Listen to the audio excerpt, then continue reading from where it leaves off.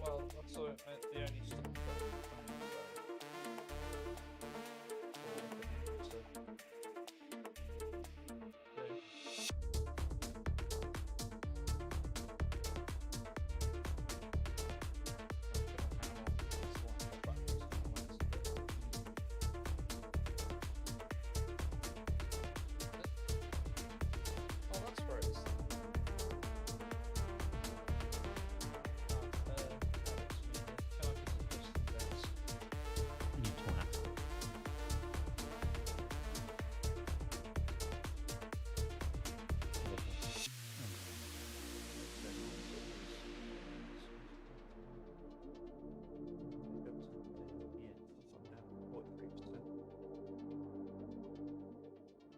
do your noise gate, Carl, because I'm looking for it.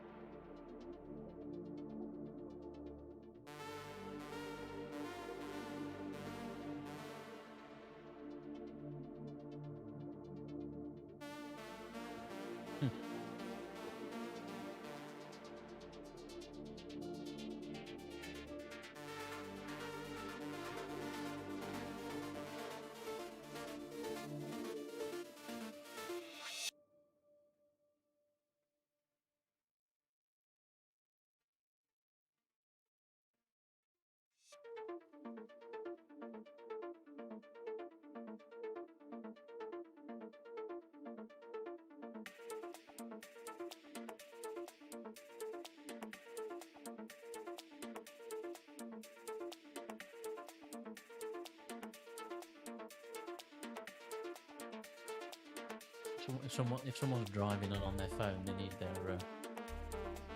the window put in for it.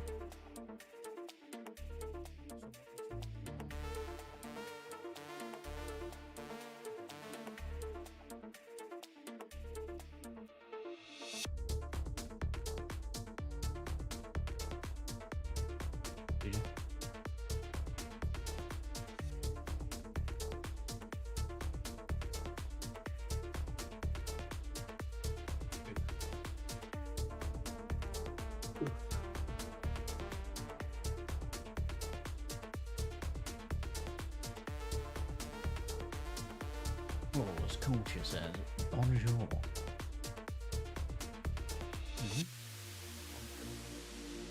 YouTube chef.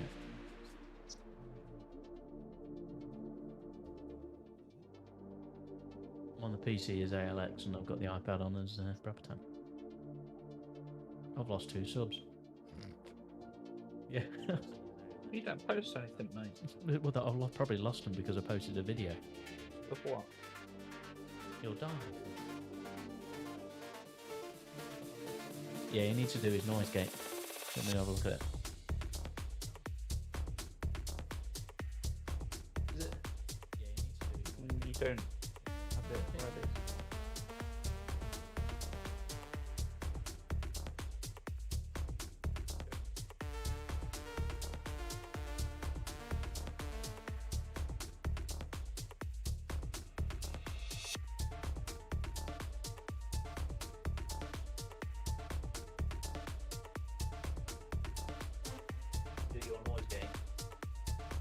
you're too noisy, mate. Oh, you mean this thing? Bosh. Yeah, drain it that way. So it only picks up when I'm talking like that. About 45 probably. No, Nah. I'm not going to cut out. Right? Let me check. And is it going to pick you up? Hello there. Yeah, that's what Justin needs to do at home. So we don't hear all the stuff coming through. Yeah, that's what Justin needs to do at home. Yeah. Doesn't make sense how it picks everything up.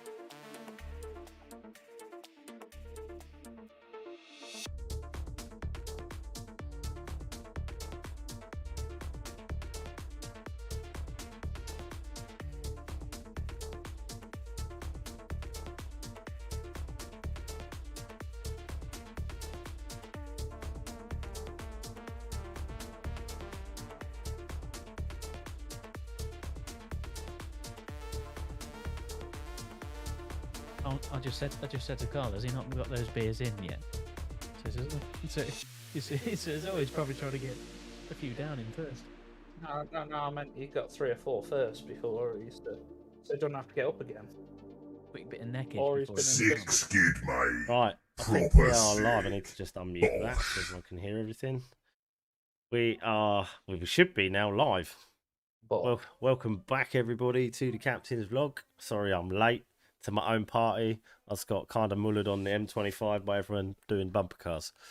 But I'm here now. Mitsufishi's here. Boy! Karlos, you was just saying about the beer situation on the thing just there. Yeah.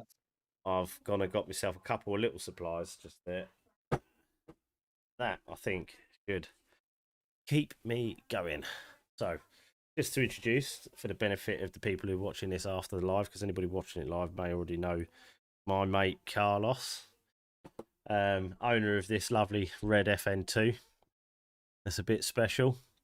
It's been on the channel a couple of times actually. We did a full video for that weekend that we come down and you did the engine and that. And then you featured in a few others, building my engine, putting my engine in the car, taking my engine out of the car, racing a Santa Pod, all of that jazz. So yeah, welcome Karlos, mate. Pleasure to be here, mate. Cheers on the Ronas already. Oh, Dino Days is in the chat. Hello, mate. So I reckon we'll start with me just firing a few questions at you just to try and set a bit of a scene and let everyone know what the car's all about and all of that. So, but before we start, this isn't your first FN2, is it? No, this is the second one I had. I had a black, Nighthawk Black FN2 in 2014, and I had that for 4 years. And then I gave it to a friend. Gave it to a friend. See, now that is a real dude right there. That was Brock, by the way. He's also been on the channel. What happened to that car when you gave it to Brock? I ended up with a K24 in it. There seems to be a bit of a trend going on here, lads, with the old big block Honda motors. Yeah, we need to track that down because last time I heard it was still in Wales, so it'd be nice if it actually came home to someone.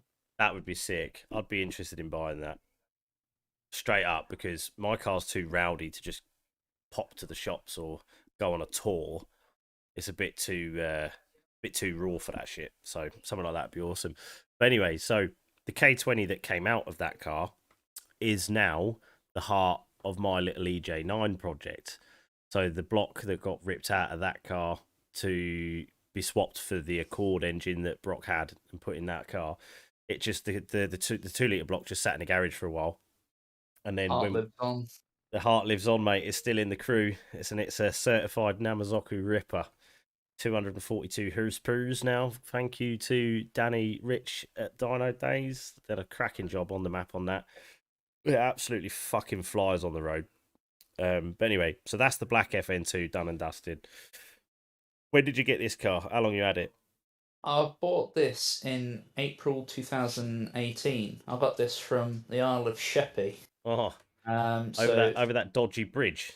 Yeah, over that dodgy bridge. That's pretty scary on a windy day in the van, I won't lie. Yeah, so the things it sort of had, which I wanted when I wanted to buy another one, because I'd done, I think, around 140,000 on the black one. I thought, I'll get something a little bit younger. Well, I say younger, it's only a year younger, but a little bit fresher. And it had the Mugen grill, it had the GP kit on it. It came with an M Factory LSD. That's a win right there, isn't it? Because that saves you a ton of money right off the bat. But top tip for anybody looking to buy a car, search out the cars that have already got a few of the bits on that you want, because it will save you money in the long run. It had braided brake lines and the Team Dynamic Pro Race 1.2 wheels, and it just looked very nice. Yeah. And I think I paid, I'm going to say about 5,600 quid for it, which probably doesn't seem a lot now. Yeah. That does ring a bell. Yeah, there we are. So that's on the Team Dynamics. I see a brake upgrade. Talk to me. Tell me, Tibbs. All right, so the black FN2 I had originally, um, the brakes weren't very good on it. I put standard pads in it, standard pads and discs on it, and they would cook very easy, like when driving rather spiritedly on the back roads. So um, this red FN2 I got, it had Ferodo DS 2500 pads. It had Motul 660 brake fluid, so it wouldn't boil, Just, and just, it was just, just it one was sec on there. For the Ferodo DS, what were they? 2500s. Danny, if you're still in the chat, are they the same pads that Rich is running on the EG? Yeah, they are. Oh, that it is, yeah. Because Yeah, I yeah, was trying to remember the other day because I know we had that conversation with him about the pads because of my car being shit with brakes. So I need to yeah. write that down. DS Ferodo DS 25. 2500s. Yeah, the 3000s I think are like the racy pads, but yeah, probably don't go there. DS Uh, 2500s. There we go. Right, sweet. yeah, so I had them and the standard discs, Thank you, Danny. and even with the brake pedal feeling much nicer with the braided lines, they just didn't go mushy, but the discs were still overheating, and yeah, you couldn't drive it fast for very long. Well, at least on back roads and stuff within my limited skill set. So I bought a big brake kit from Freaky Parts. So Freaky then, pass. yeah, Nice. Freaky Parts. So Megan RS 250 calipers. Yeah. Renault. Yeah. French Uh, bits working their way onto. They don't have any electrical parts attached to them, though, do they? So I think they'll be all right. no, it's just blocks of alley. Sweet. Fucking just as well. Yeah.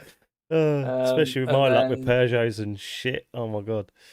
running PBS Pro Race pads. So they And the cold bite on them I isn't can very good. confirm Mm. they yeet your face off when you stamp on the pedal. Forget power stoppers in the chat. Quality. Yeah, no, I had a little go in your car, didn't I, when you come down the other weekend? Yeah, before we got on the And beers, I was like, you need yeah, to yeah, have a go yeah. in it. And I tell you what, it's a weird as fuck car to drive compared to mine. It's so different. It's incredible how different it is, really. But those brakes are pretty impressive. I won't lie. The amount of force they generate in deceleration is very impressive because it's not a super. I mean, it's not a heavy car, but it isn't I super like leggera. that. No, it's not super leggera. No, But we'll get as we have verified this. yes, we'll get to that when we start talking the stonks and charts and numbers. I reckon 'cause that's important. But no, the brakes on this car are insane, and on the big tire. Because what are you tires wise? You're running like a 235, aren't you? Yeah, 235, 40, 18 on Team Dynamics, which are 18 by 8 with Nice. 45 offset and 11 mil spacer. It's a nice setup, dude. It looks well on the car, and you got a really solid footprint under it, and also you don't have no stupid ass freaking bulginess or stretchiness on the tire. The tire just fits an HA rim nicely, doesn't it? Yeah. It's real good. Nice, man. There- And you There's got there's there's a tiny bit of rub if I'm on like full lock, or if I yeah, go but flying up a hill and there's like a massive dip in it, then it does like a little squeak, but other than it's nothing in the I grand heard it scheme of rubbing things. your in the inner arch when you was parking it, but I don't know if that's since you put the big filter in there. Because it was the passenger side that I heard Yeah. it, which has got the big donkey filter in it. Dino Days, Danny, he's saying he's got an 8.5J with a 235 tyre. So do you get Danny? Do you get like a really tiny amount of stretch on a 235, or is it still quite a No, sort of 8.5 is I think straight the up? recommended size. If Oh, you is need to do it? 235 to 245, that's Mm, recommended, and then like you could go down to a 225, like if you wanted a skinny tire, and then a maximum 255. But mm. then you are obviously it's nicer to be in that normal bit rather than the max or minimum, because I'm sure if you was pushing the car on either end of the scale, you could Mm. be in for a bad time. But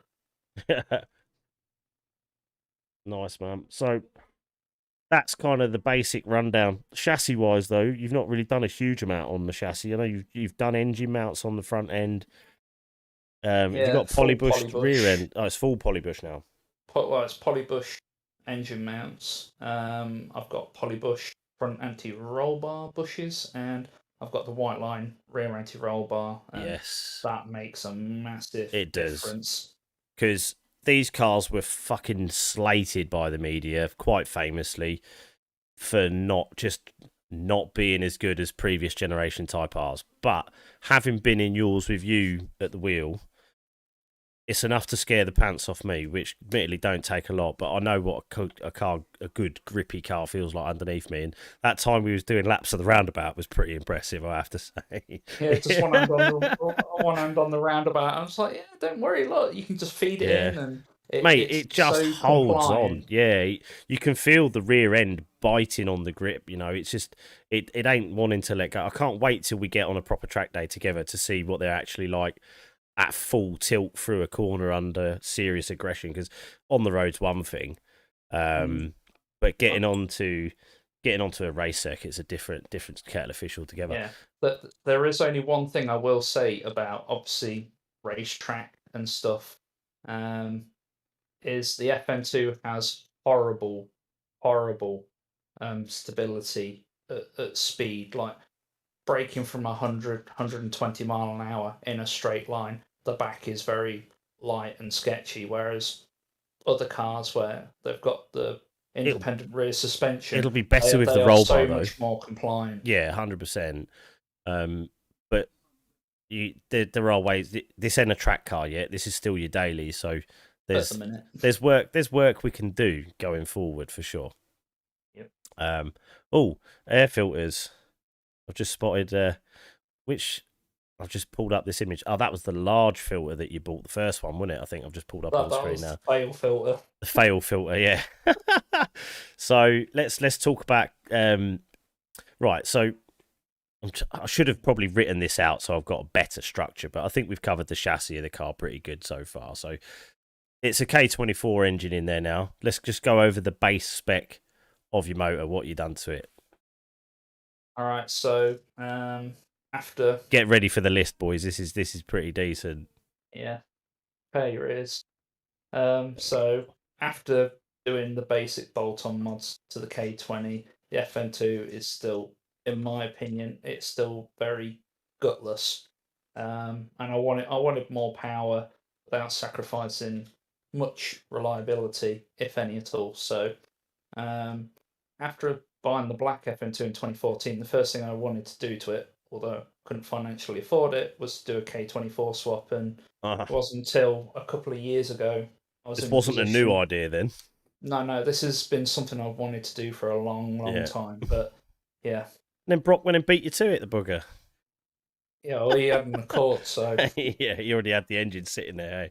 yeah, Eh? so the engine is a K24A3 from any UK Honda Accord. It's using the FN2 cylinder head. That's completely stock. There's no upgrades. That's the RSP2 head, which is regarded as the highest or best flowing factory OEM cylinder head, same as used on the FD2, right? Yep. That got hand ported by Honda, and it flows another 10 or 12 cubic feet per minute over an EP3 head. It is properly sorted. On the left-hand side of the picture there, you can see a 72mm Oh yeah, I 18 see it. throttle body. Yeah, fly-by-wire as well, isn't it? Yeah, it's fly-by-wire system. Very sensitive, although part of that has been resolved now. Confirmed. It's a snappy little fella. You only need to breathe, and it tries to spin it to $4,000. And then got an RRC intake manifold that's been ported to 72mm. I've not actually cut it and ported it yet, but that may be something further down the line. Top end, Yep, got a picture of that. We've got the 06 TSX cams, which are the biggest OEM Honda cam you can fit by far. Intake and we'll put some after the chat, Karlos. We'll put some details in the Discord chat because a lot of people in the UK Honda scene may not know or may not have heard of the TSX and the OEM cams that were in them, and it was only a particular year, wasn't it? 06 to 08, I think, was it? In a basically a Honda Accord, but Mm. they got a slightly better spec than what we did. Mm. As for the exhaust, oh no, we'll continue with the intake. So intake, I've got a 3.5-inch intake that steps up to a 4-inch. Thick boy.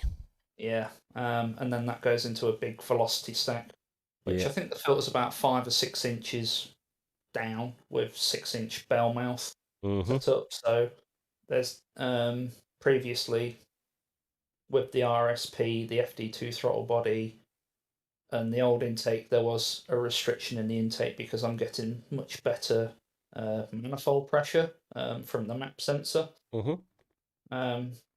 So I'm like 0.5 psi closer to boost in the lower RPM. And well, it actually made positive pressure at one point, didn't it? Yeah, it actually produces when we look back through the data log. Yeah, it actually genuinely produces boost for about 300 revs from 0.2 psi boost from an NA motor. No, I think mine produced velocity. I think I'll have to have a look through the data log, but yeah, it's like 0.7 psi boost. Yeah. So yeah, pretty impressed. Mint. As for exhaust manifold, I've ran this Piper manifold I bought when I bought the black car. So I've been running it for 7 years. It's been absolutely solid. It's still on the same donut gasket, which is probably fairly worn now. And then I actually upgraded the decap pipe, so I wasn't happy with the 2.5-inch. So I got my dad to fabricate it with just a 3-inch straight.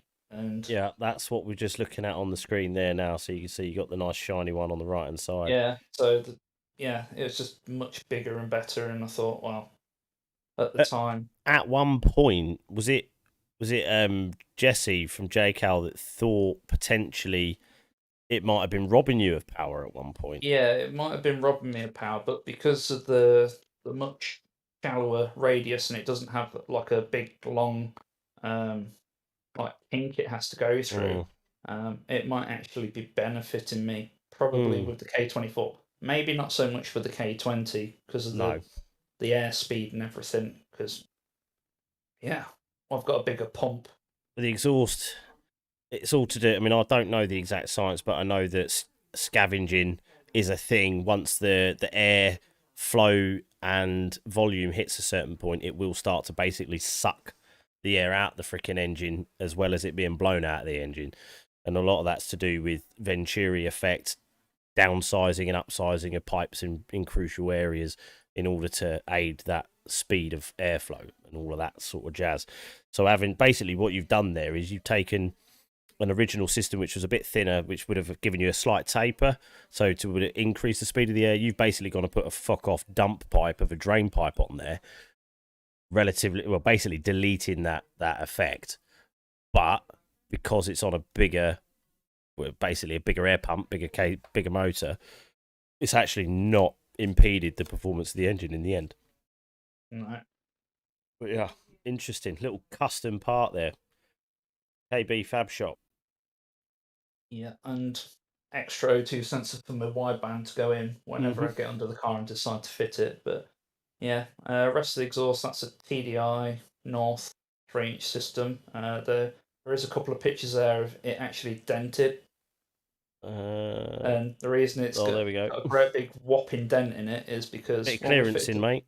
Yeah, when we fit the K24, it pulled the exhaust manifold and upwards and the decap up. Yeah. So it was actually physically touching the chassis leg. So we've actually knocked it down to 2 or 3 mil. So it's 3 inches, but no, it's not round anymore. Yeah, no, it got flattened there, but yeah. Didn't somebody one time do a video on, because you know these stance boys, they run their cars solo, they squash the fuck out of their manifolds. Yeah. I remember one of our conversations one night, I'm sure someone said there was a dyno video somewhere of a dude running there is a regular manifold and one that's been smashed to shit, and it didn't make any difference. Nope. I mean, that's kind of interesting when you think at how sensitive these tuning parts can be at times, to know that you can just twat the crap out of it and it don't make any difference. I think it's one of the Roadkill Oh, or is it? Engine Masters video, something like that. They do it on a a stationary engine dyno. Cool. Going off Yeah. topic a little bit, you've seen them Russian dudes that keep trying to blow up the Lada engines. They're highly entertaining. What's that, Garage 54? Yeah, I've completed YouTube, me. completed it, mate. I know Completed it has. it, mate. So, yeah. Okay, so we've done intake, we've done exhaust, we've done block, we've done head, we've done cams. That's pretty much it, because it's all just OEM bolt-on stuff apart from the exhaust, isn't it? The exhaust and cold air intake, all At OEM the minute, stuff. But there was something I did forget is just the suspension, but that's they're new OEM sash shocks. But I've got the eye back. sacks, Yeah, same thing. yeah, 15 mil lower kit, and then I've got camber bolts, and then I've also got the rear camber shims, which I need to change again because I've got a bit too much camber on the back. 2 degrees is a bit much, and I've got a bit too much toe, so I've got to switch my shims around a bit. No Dory. Grip racer. Danny needs some Yeah, cams. You must know a bloke who can supply some cams, eh, Danny? I've got some coming for mine, apparently. eventually. The last email I had was end of October, saying they're going to be here hopefully by the 24th ish of this month. So hopefully sometime before Christmas I will actually be in ownership of a set of cams for my little engine, but we'll worry about that next year. Flawless Culture in the comments says, I want to cam my K20, never done it before. To be fair, stick around in early next year. If you're not in a super hurry, we'll be able to see what results we get off of a set of drop-ins for mine. So that may or may not point you in a particular direction. Because for cams on K20s, this could be another chat, but there could be there's a lot of options. Danny's just there saying FD2 cams. That's a hugely popular OEM drop-in cam upgrade, and it is an upgrade from a standard FN2 motor or an EP3 engine. But I looked at all of the data that was done on the Tegua cam test, to be honest, and though there wasn't a huge amount of difference in them, the FD2, if it's going to be like a daily driver or a back roady sort of car, the FD2 cam's probably the daddy for sure, because it makes torque and it makes power.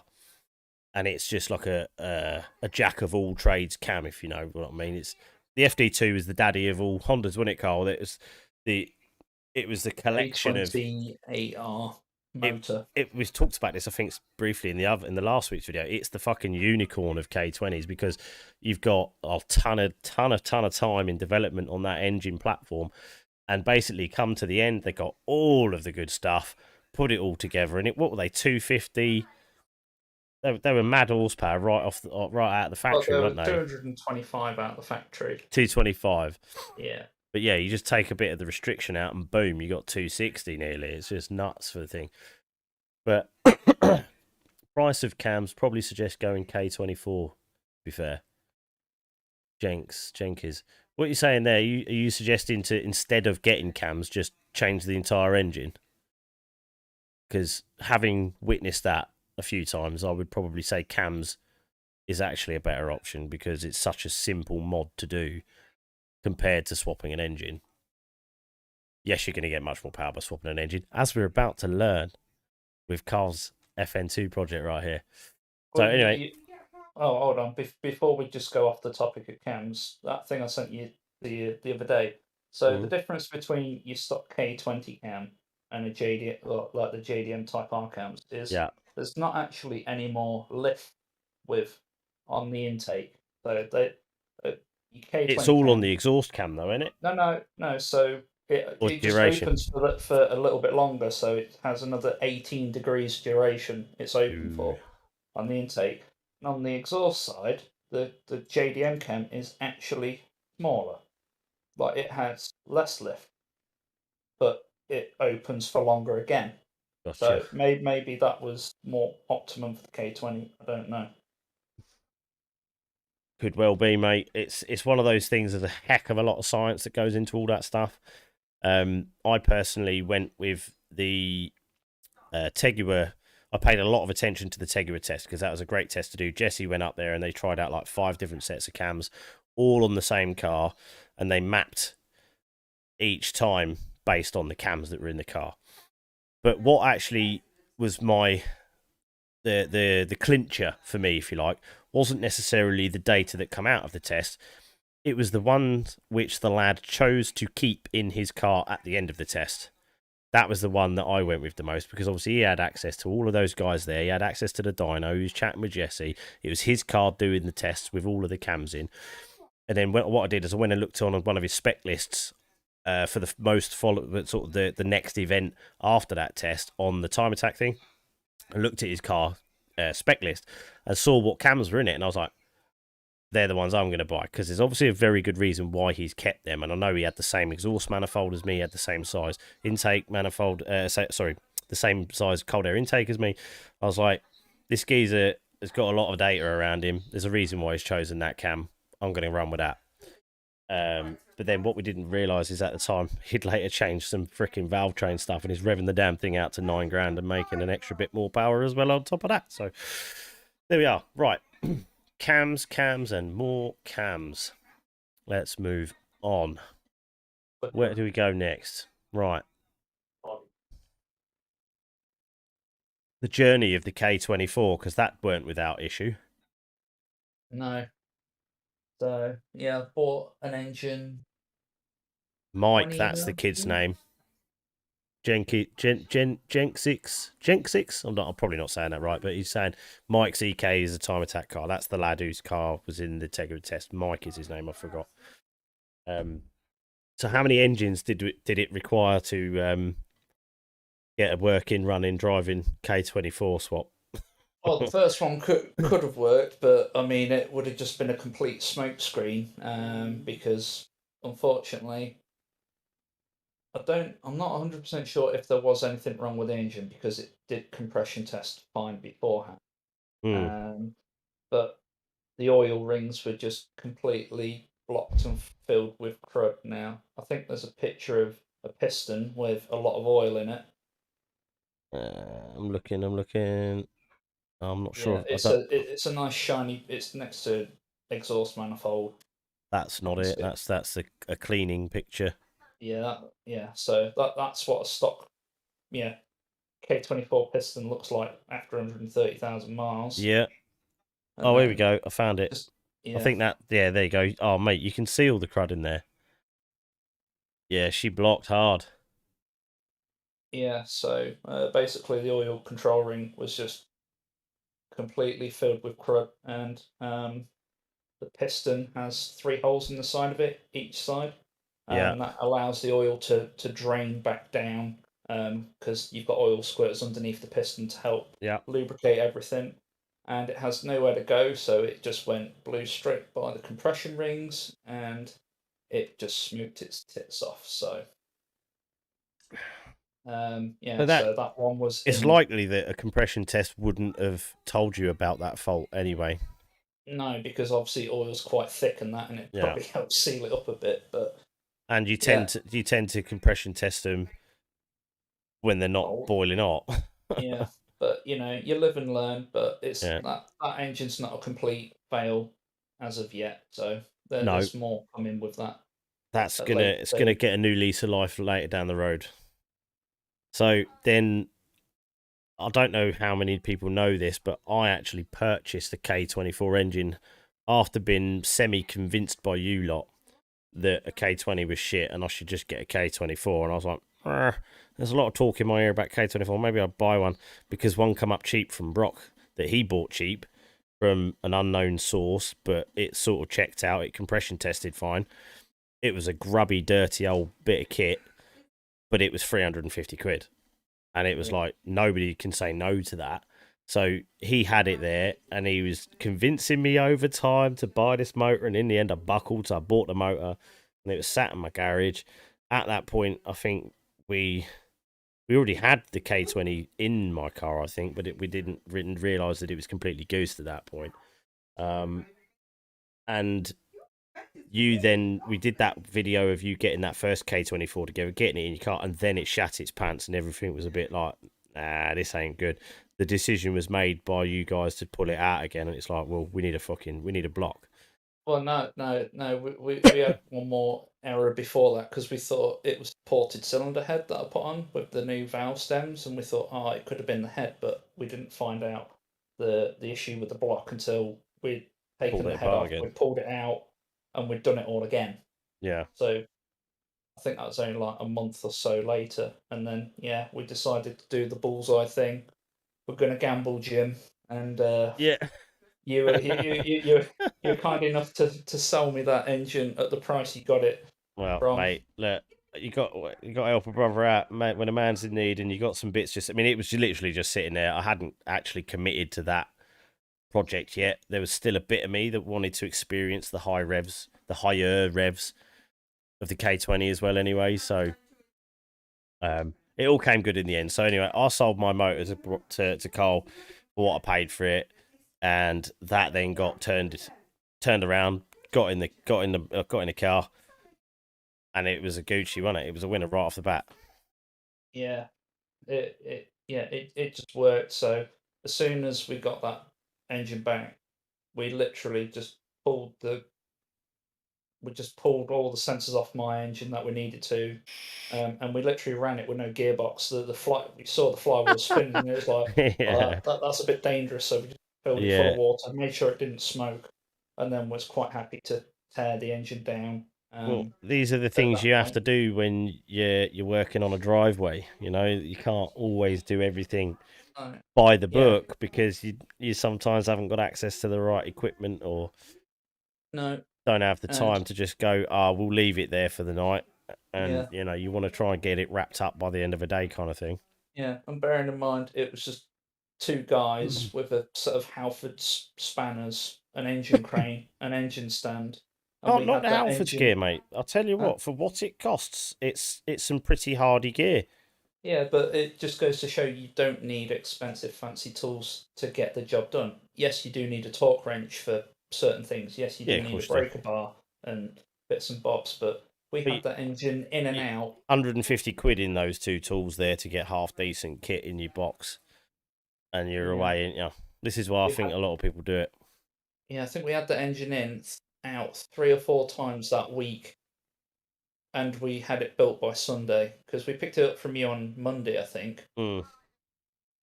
and then yeah, Which we had it engine is running. this? I've just fired a picture up now. Which engine is this? So that was when we started stripping down the K24 we got from you. So you can see how That was yeah. You can grubby. see it. Yeah, she was a grubby little scrubber, mate. It needed a right good cleaning. I tell you that from that one. Yeah. So we spent a lot of time cleaning all of that golden schmutz off Mm. There's in no and oil around. leaks anywhere though. I reckon nearly all of that fucking schmutz is just from missing the hole. I know you can see like there's the great big balance shaft in there, so that would have been robbing us some power if we hadn't swapped to the K20 oil pump. Yeah, yeet, don't need it, delete it. Yeah, That's something else we've not touched on. What oil you've got? You've not got that in there now, have you? You got a new one. yeah, we've got an FD2 oil pump which on a K24 block requires no modifications whatsoever to fit. Otherwise, you've got to get a grinder out and chop Yeah, a bit you. of metal out to get it to sit and press properly. It's between. I don't know if my thing and bob will work here, but there's a bolt there. Is my cursor on the stream? I think it is. Yes. Yeah. So there's a bolt. Let's zoom in on the oil pump. You've on the K21. You've got like a bolt sort of about there and a bolt sort of about there. Oh, actually, no, the bolts are here. Look, there and there. But it's this top section here. There's like a high webbing section that runs right across on a standard K20A2 oil pump. You can actually just cut and trim that piece out to make it fit any of the K series engines, including a K24. And whilst you're there, just port the little back hole out a little bit, and then you avoid a bit of cavitation later on if you start spinning them very, very fast. But spinning is winning when you're talking oil pumps, definitely. But oh yeah, mate, she was an absolute scrubber. Yeah, so we cleaned it up as as good as we could. Yeah. We changed the crank. I had to order another crank seal. I've gone through 3 or 4 K24 head gaskets because the amount of times we've had heads on and off, and Yeah. different blocks. So I went through them. I went through another crank seal. Yeah. Oh, So yeah. my turn. Oh, on the seal. Yeah, so literally, we just transferred all the K20 sensors and all the K20 Yeah. ancillaries, which would have been on the original FN2 engine, and then they go on. It is very freakish how many things fit from the K24 onto that K20. Like Yeah. the water pump housing is exactly the same. A lot of this Ev- is intentional from Honda though, because it saves them millions and Development money. millions and millions in developing different parts for different engines when they design them all in the first place, just design them all to be interchangeable, and away you go. I don't think this is anything new in the car world. I think for years, cross compatibility beyond between certain model variants, engine variants, etc. This all seems to be pretty common and quite sensible. Let's Yeah. be honest. I think it's a pretty sensible thing to do. But so at this point now, we've got a replacement block that's been built, assembled in the car. It runs. It's all good. And then everything was there, all the bits and pieces that we discussed earlier. So all the bolt-ons. Tuning wise, Bigger originally, injectors as well. oh yeah, RDX 410s are they Yeah, because standard K20 injectors run out of fuel by around 5.5, 6,000 on the revs K24? on a K24. Yeah. We found this a couple of times. We tried changing the fuel pump first time.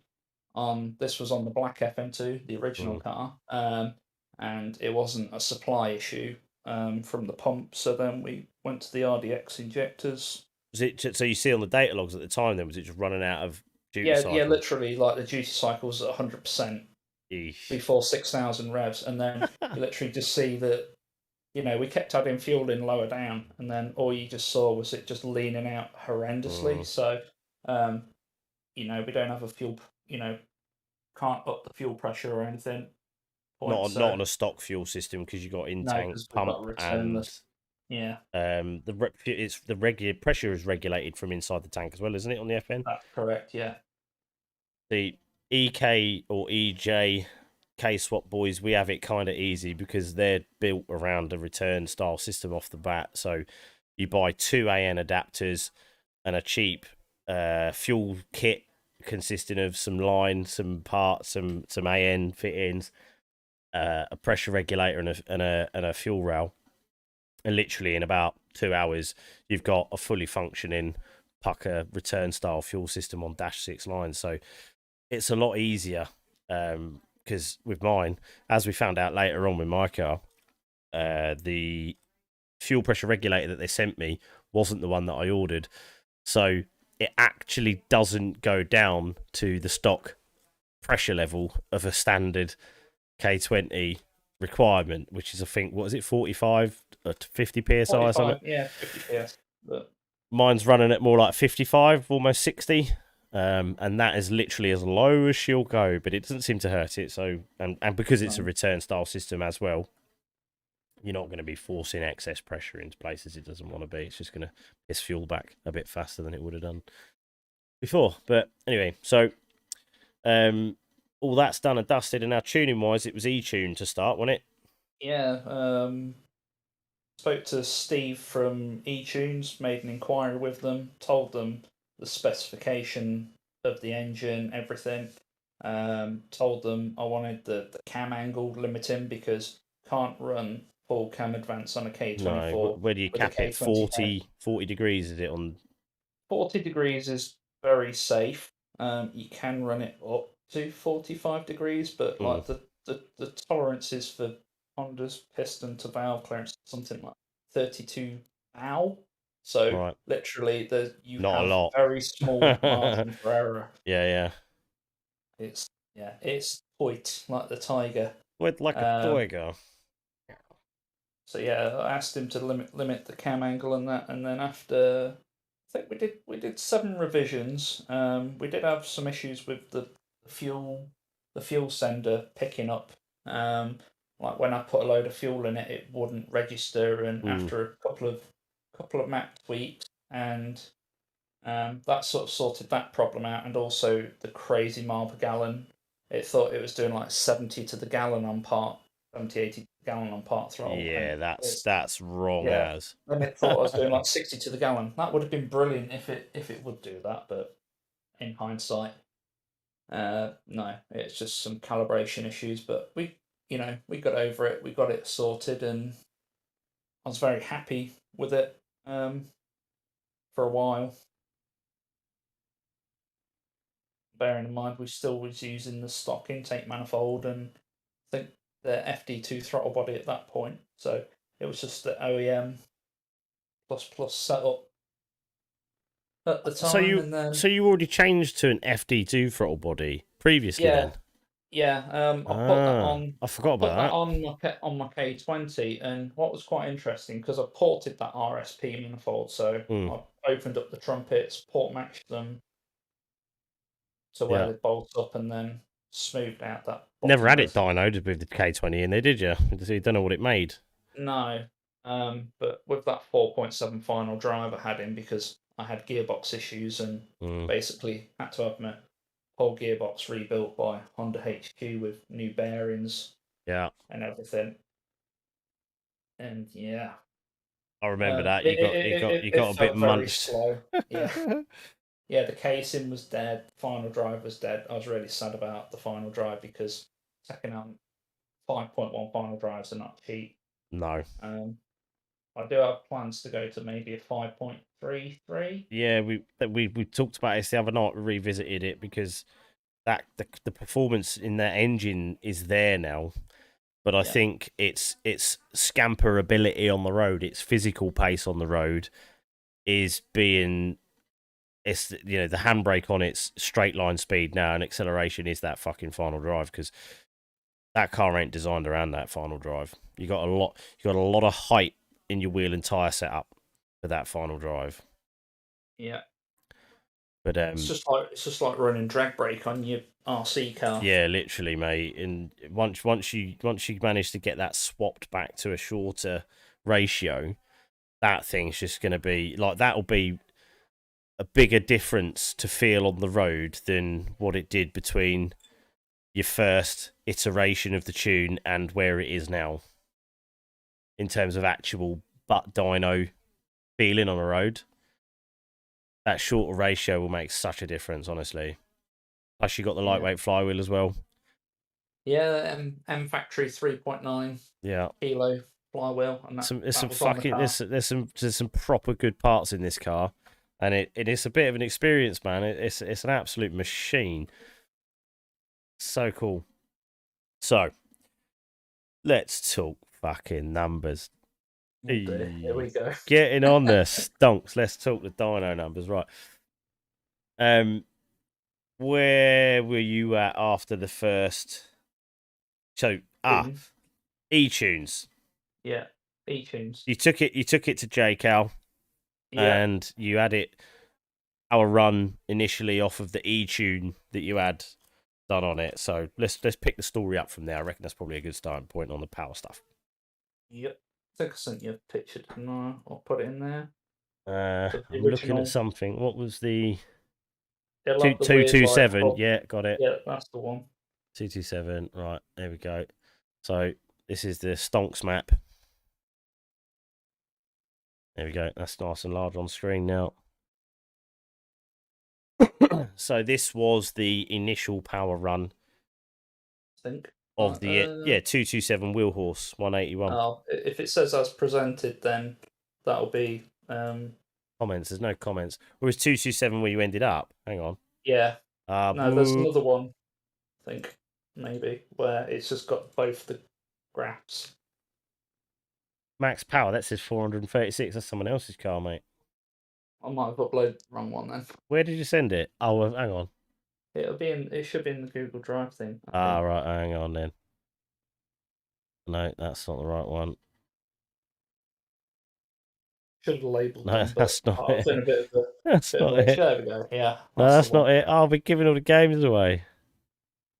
No, they're all right. Let's just talk about what it You made. did have it up at one. That's yeah. Two two Did have it seven up. was when Jesse tuned it, though, wasn't it?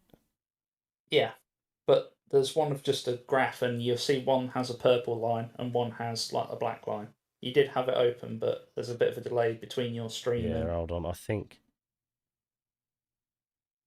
I think it's next to the RRC manifold to the left of it. I think I'm not sure. there's two on that, but they look pretty much the same. Yeah, that'll be the one. So Oh, fucking hell, yeah. So, sorry. Yeah. I'm with it now. Right, so the red line, the top red line was as it came in, and the black line is as it left after he tuned it. yeah, so as Gotcha. Jesse said, I didn't really leave him a lot of meat on the bone with that. Yeah. He said you may That was referring to Steve at eTunes. yeah eTunes didn't leave him much on the bone, no, which is so quite yeah, impressive for a for sofa an tune. e-tune, yeah, considering he's just emailing me back and forth and asking me, if everything's all right. I'm like, yep. He tuned it to the right altitude from where I was. Like, even like looked on Google altitude stuff. Is like, all right, you're in 0 to 500 feet range. So It's in the fens, however, mate. It's flat as fuck yeah, out there. Norfolk. yeah. So Jesse was able to bring the VTEC in earlier from 450 down to 3.8, and yeah, it made a difference. And just path throttle driving, I think the easiest way for me to describe it is when you go karting, and it's like the difference between getting like the bang average kart and getting the Getting the special one. unicorn. Yeah, I've been like there. and that's literally like how it felt. It just felt smoother to drive, and then yeah, obviously there was some gains earlier on, and then everything else was marginal. So from $5,000 on wide open throttle, there was very little in it. Yeah, Everywhere beneath that was quite a marginal change, and that was with the RSP and and that was with the old cold air intake, the Skunk 2 that you Skunk 2 retrofitted. racing. Yeah, which does require a bit of chopping to the chassis, but now, so 227, these are wheel horse numbers, aren't they? yep. So to give some kind of basis of comparison for a lot of people, what number did we choose to go with? Was it 13 or 14? 10%. We'll go with 10%. 10%. So that's about what 254 horse, I think. 227 times 1.1. Oh fuck. So around about knocking on the door, 250 horsepower. Yeah. In numbers, everybody will probably understand. Okay, so and then the torque as well. The torque from the K24 is crazy. immense. Like, you're making more torque at $4,000 than my car makes ever. Yep. Mine doesn't even get there. I think hang on a minute. I'm gonna pull up Danny's printout. Yeah, hang on. And like even my worst torque, where it's flat on its face at 8,000 revs, because it's safe to rev to 8,000, but yeah, my limit is just a little bit further extended, so I'm just not smashing it at 8,000. So every you're making like north of 170 odd there at the wheels. At the wheels, yeah. Yeah, At the yeah, wheels. that's not flywheel. At $4,000, my car peaked on its latest run of 161 foot-pounds at $6,500. So that's way out here. I mean, that is the difference. Like, peak numbers, a lot of people say, K24, most of them only make like 250, 255, yada yada. Yeah, they do. But, and it's quite a large but, it's the bit between 3.5 and 6. That's where the magic happens on a K24. So, yeah, but I think the easiest way to say it is like whatever a K20 can do, a K24 does it at least 1,000 RPM earlier, with normally 20 on average. If you went across the whole of the rev band with an average of say 25 foot-pounds of torque, you've got more in like certain bits. You probably have like 40 foot-pound torque disparity, but if you said from end to end, you've got easy over 25 foot average. Yeah, it's pretty crazy, isn't it? Well, in the comments, Jenks, I'm going to call him Jenks. Apologies if I've got it wrong. Says, if you want to see torque jumps, show my graph of my K24 versus K20. I will happily show it, dude. If you, in the video description, there's a link to the Discord group. If you bob yourself in there, you will be able to share your picture, and I can put it on the live stream, and we can talk about it. So feel free. So, right, where are we to now then? So on skunks. So after that, yeah, I wasn't happy. Well, I was happy because I'd read great. That's a lie. But I was a bit frustrated that the inlet manifold was like done at that point, because I've seen like the RSP is a very popular manifold in the States, and on a lot of street builds, see people making power up to sort of like 7.7, 7.8. I was like, yeah. all right, So if it peaked there, I was like quite happy, but you can clearly see at 7,000, it is just like it's done. It's done. It's out of breath. The gain train is over, my friend, and she's laying flat. But still, this is the conversation we had the other day in the car. It stopped increasing the amount of power that it's making, but it actually holds it level. So you've still got another 1,300 RPMs of 220-ish or 225-ish wheel horse. That's nuts, dude. Like, that shit's going to get you down the road at a rate of knots. As we found out at Santa Pod, where it ran a 13.9 in that configuration. It did, with that power. Yeah, with the E-tune, not with Jesse's. Sorry, yes, with the E-tune. Yeah. So it was so peak power was the same, but you were lacking a little bit of torque down there and lower down in the chart. Yeah. So, and then from that, after Karlos come down to mine for a week, and we was having a party for the wife's birthday, so we had a bit of a get together and a few beverages, as you do. And I was like, mate, I've made a change on my car. You've made a change on your car, because you literally, so you went from Jesse getting your car dynoed at Jesse's. You went home and literally you ordered new stuff. RRC. And a massive throttle body, or did you already have that? I can't remember. I bought that in the preparation for version 2 K24. Yeah. So it was never intended to go on this, but it happened. Gotcha. Tom Jenksy. Oh, hold on a minute. Tom, K20 TLG. Jenksy X in the chat. Yeah, does he have a white EK? Yeah, I think I might have just I think I might have actually just connected the dots. It'll tell me if I'm right in the chat, I'm sure. Yeah, because I think I've seen his car at I think Jesse's. I've read the post. It's like, you got bored of the K20. Yeah. Time for the big boy. Well, Jesse tuned both setups. He tuned his K20 and the K24. He sent me a video on Instagram earlier of his car on the dyno, and the donk on that thing's fucking nuts.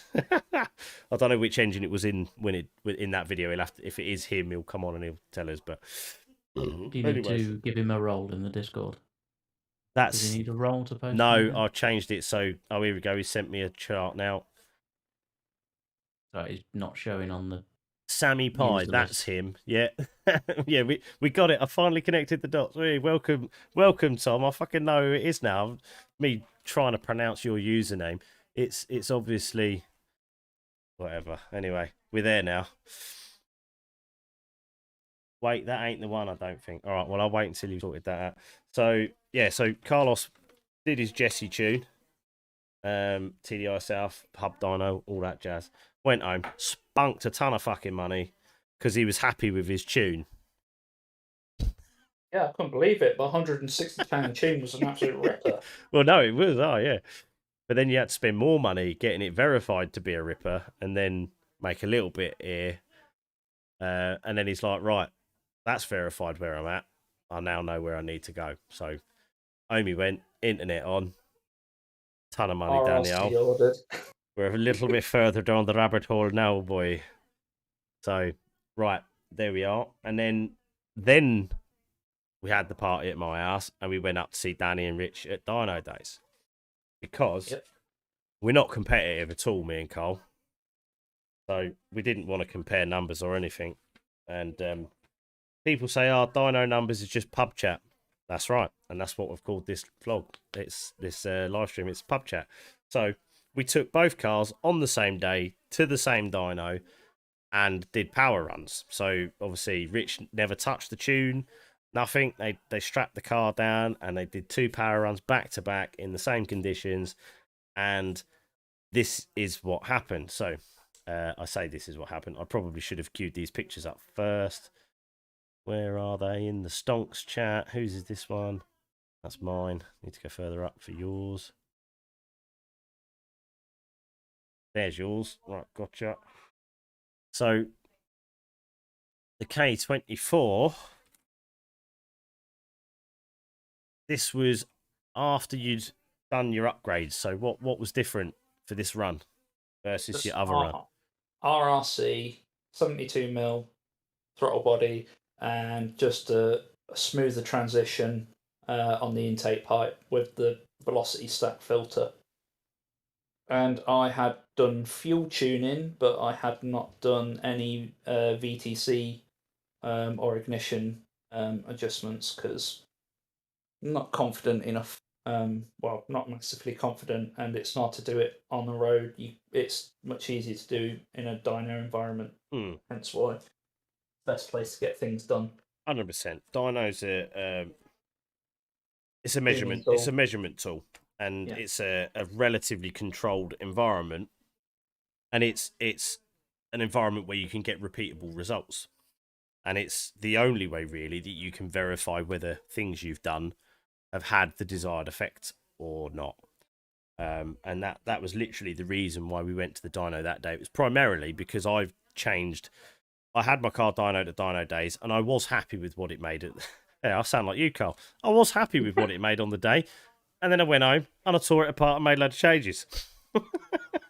So that was why I want. Well, yeah, to a degree. You just look at the end of the day, right? We spend a lot of time and a lot of money on these fucking shit boxes. We want to try and get what we can from them. And if it means spending a little bit more research time, a little bit more money on buying a different material, different radius pipe, different size pipe, whatever, yada yada, it's all part of the fun, isn't it? That's why that's what we do. It's what keeps us awake at night and keeps us going in the day. Anyway, keeps the economy going. Yeah, the whole point was I wanted to see whether or not my cold air intake change made a difference, and it did. So we'll talk about that another time. Anyway, but 261 horsepower, with a bit of a DIY homebrew tune just to get the fuel in safe, to get it there, and all the rest of it. It was dangerously lean in the middle of the rev band. So from sort of as soon as VTEC came in 3.8, 6,000 does like high 14s, which is sort of your part throttle. You don't want to be anywhere near that on a full throttle run. So I had to dial a lot of fuel in there. I had to dial a lot of fuel in a lot of the part throttle bits as well. So it took me about 8 or 9 revisions of just doing, getting the fuel in the right sort of ballpark. Yeah. So it was safe to run all the time. And it did the business though. There, yeah. And I don't know if Danny's still on it. He's not commented. Oh, he's back. Thought the Jesse mapped that. Right. I'm glad you're there, Danny, because I was going to ask a couple of questions.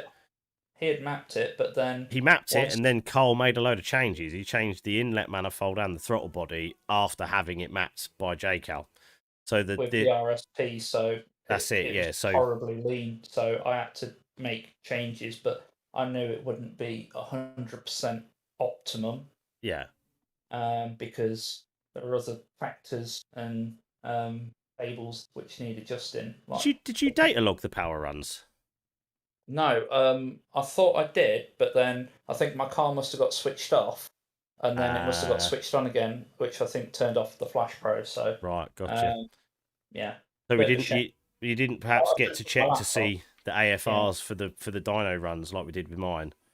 No, but when Jesse threw the car on the dyno yesterday, like what I'd done was like it was pretty much spot on. Yeah. So I was quite happy with that. Bearing in mind, I'm using the stock wideband to sort of gauge the fuel in.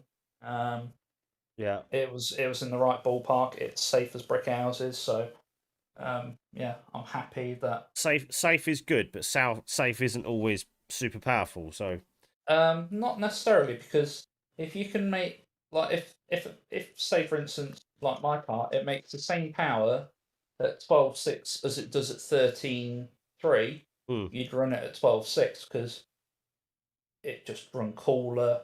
It makes the yeah. same power. Danny, if you wanna get involved in this chat, mate, because I know your knowledge of dynos is going to exceed what me and Carlos know between us. You're more than welcome to, mate. All you got to do is follow the little Discord link in the video description, and that'll bring you through into the thing. And then you can just jump straight into the voice chat. And it'd be cool to maybe get the lowdown on why dyno numbers are so different. Safe is the only way, you're saying, yeah. Everybody wants it safe, you know. Mine's still No, safe, even after the intake change. It's still good. Is that Brock I just heard? yeah. Hello, mate. I've Victor got tried one getting on down your there. chat at 8 o'clock, but it wasn't live yet. Oh, He found it on the telly, bless him. And he was oh, like, did "Well, he? what's that?" I was like, "That's the live stream, mate. It's not on yet." Fair play to him. Danny, I'm But too yeah, old for that. What are you too old for, Danny? What are you chatting about? Too old yeah. for So dinos. um, yeah, so once you can see from the graph, like, how the power is just extended all the way through the top of the rev band, and Yeah, if like we if we where um VTEC comes in, if like we try and side by side these two a bit, hang on. Oh shit, that failed. Right, there we go. I think it's somewhere near there. So 7.2 is there on that chart, and then 7 grand is that line on that chart. So 7.2 about you could have there. gone to your video and done the way you done the side by side thing, but Did I? yeah, you did like a side by side of my old and my new one. I might have done.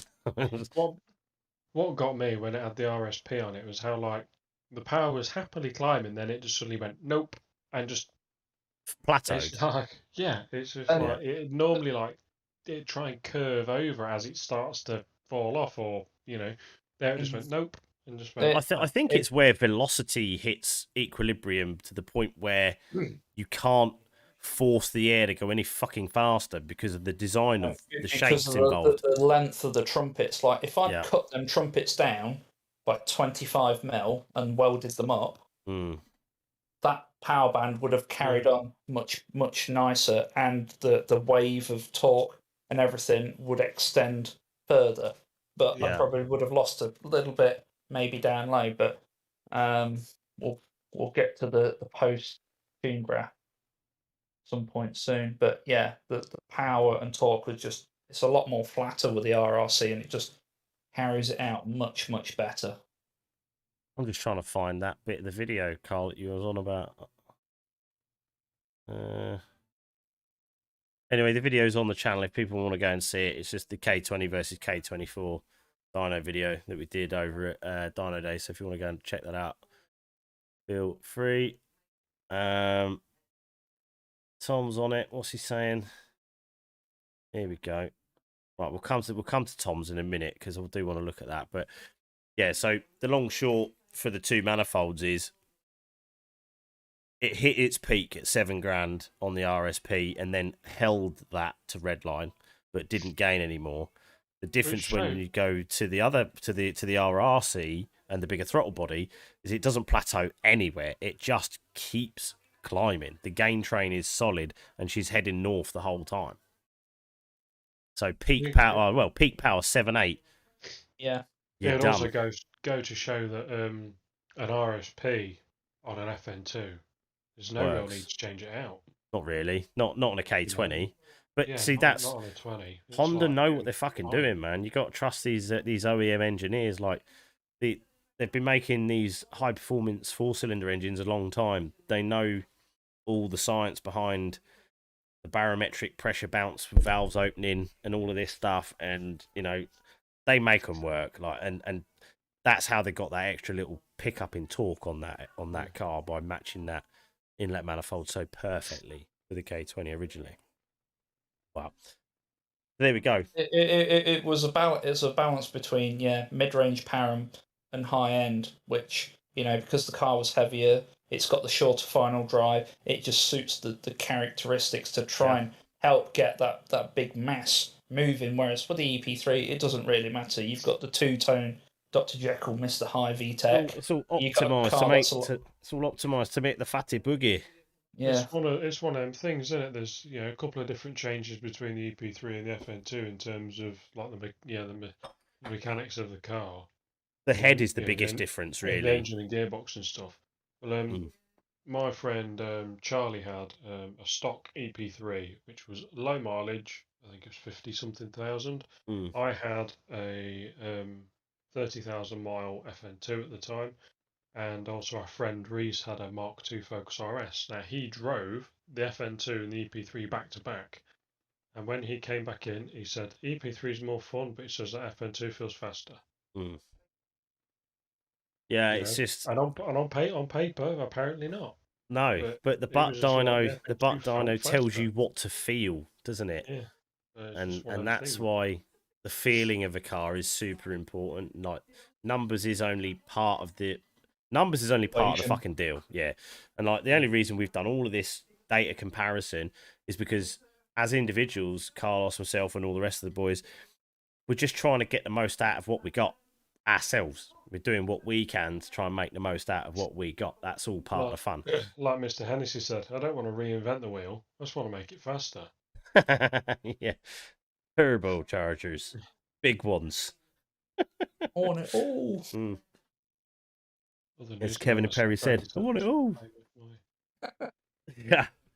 So, 261.5 horsepower. That's pretty impressive for a stock block, stock head. Well, K24 setup. Made more than that, didn't it? This is before he's even gone back to Jesse. We ain't even got that far yet. Yeah. No. So this is after he's fitted the new bits. So he's fitted the RRC, he's fitted the throttle body, he's had a little fiddle around with the fuel to make it all nice and safe, and then that's where we were at. He just come along for a power run, so I wanted to check out what my intake was going to make. Turned up for the lows. Based on previous, it just turned up to make me look a cunt. Fucking 20 extra. But interestingly, K24. But interestingly, on the road, there's nothing between them, even though my car's 300 kilos heavier. Exactly 300 kilos heavier, isn't it? Yeah, exactly 300 to the kilo, 300 kilos heavier. There's a lot of variables there as well. I'm just shit on the road, mate. And no, but like even just like when we were both moving, like what I was surprised most about though is the hill, because when that first time we went for it on the A5, within speed limits, everybody, it was in third gear doing 24 miles an hour, and we both peaked at 31. You went for it, and I went for it. There was virtually no delay in it. I think we pretty much bombed at the same time. I expected, because of the extra torque in your car, I kind of expected you to get a little bit of a gap on me initially, because my car don't make any torque, and once I get on VTEC, then you're in party mode, then it rips hard. But like, if I show you this chart, if I hold that up, you see that big ass freaking dip. I know it's not going to come up anyway because of the freaking background bullshit. Anyway, there's a big old dip. I thought it's going to shoot off initially, and then once I get on the tech, it's going to just wind him in like an absolute monster, but it didn't.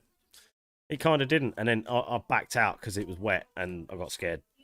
So I pulled my foot off the throttle. But there was literally nothing in it. And then again on the way back, it was a little bit drier. Went for it. It was right on I was in front, you were behind. Gap didn't really change. Nope. To about 61. Of course. In UK digits, probably about 110 in Mexico units. And then there was a blind crest coming up, and I know there was a farm junction coming over, the old van driver safety cut. And then that Monaro, was it a Monaro? It wasn't a Monaro, was it? It was the it's a Monaro, 6-litre Monaro. I thought it was a VX. Was it not the 4-door VXR8, or was it a Monaro? I can't remember. That's the same thing, aren't they? Well, yeah, one's got more doors. But either way, More dirty doors, grey more holes. Aussie V8 motherfucker just absolutely punned it straight past us, made us look like a right pair. But that's after we backed out. Like, yeah, I didn't even see him behind you. To be fair, yeah, I knew what it was. I was like, right, I'm keeping my foot in it. You're gonna have to yeet it to come by me, mate. chase the VTEC, dickhead. So yeah, we had a great time driving there and back. That's for sure. So let's get to the Daddy-O. So this week, Carl ventured back down to Thurrock to see the man Jesse down there. And this is where you ended up. Yep. Oh, to me. Right, so I think we'll start at the start of the rev band. I've not lost anything now. I was expecting initially to lose power low end. Is this overlaying your previous best run there as well? So that's, so that's red is your overlaying. previous run. Yeah. I was expecting it sort of, say, between 3 and 5 to maybe be less peaky in the torque and everything, but Jesse even just said fucking himself, stands right up, doesn't it? What's that, about 3-4? It just 3, goes, 5. Yeah, just gets a VTEC comes massive in. boner and torque goes for it. Yeah, we had to do a lot of fiddling to get it to with the angles and everything to get it so it came up like that, because we had it come up and then it'd have a bit of a drop. So I know that trouble, mate. Nightmare. yeah, 30 seconds of your finest. Reckon a few fellas need a reboot. Oh, all right. And yeah, other than that bit that's sort of between 5 and 5.4, where the RSP is like sort of like, as it's dying, it's like, yes, I'm holding in there. It's such a tiny little part though, and the gap's not very large at all. You can probably I bet you can't even feel that on the road, can you? No, but you've already gotten to this point a lot faster than you would have done already in the rev. So you'll be making it to 5.2 quicker than you've ever gone in that car. Yeah, but as soon as it gets above sort of like 4.5K, it just pulls like it feels like it's pulling like an absolute freight train. And when you get above 5.5, it's just full stonks ahead. And as you can see from the graph, it is pulling hard. And the power does sort of tail off a little bit right at the top end. But this sort of shape graph is something that Volkswagen owners just will not be familiar with. It's a very particular trait and feeling of Hondas, because that feeling of hitting VTEC is already awesome, right? The donk, as we call it. And once you're in that and it's tugging, that rate of acceleration just don't let up until you hit the limiter. And that is a unique feeling in a modern car, because most of these modern cars now, all boost buses, like the torque curve will come up here and go boing.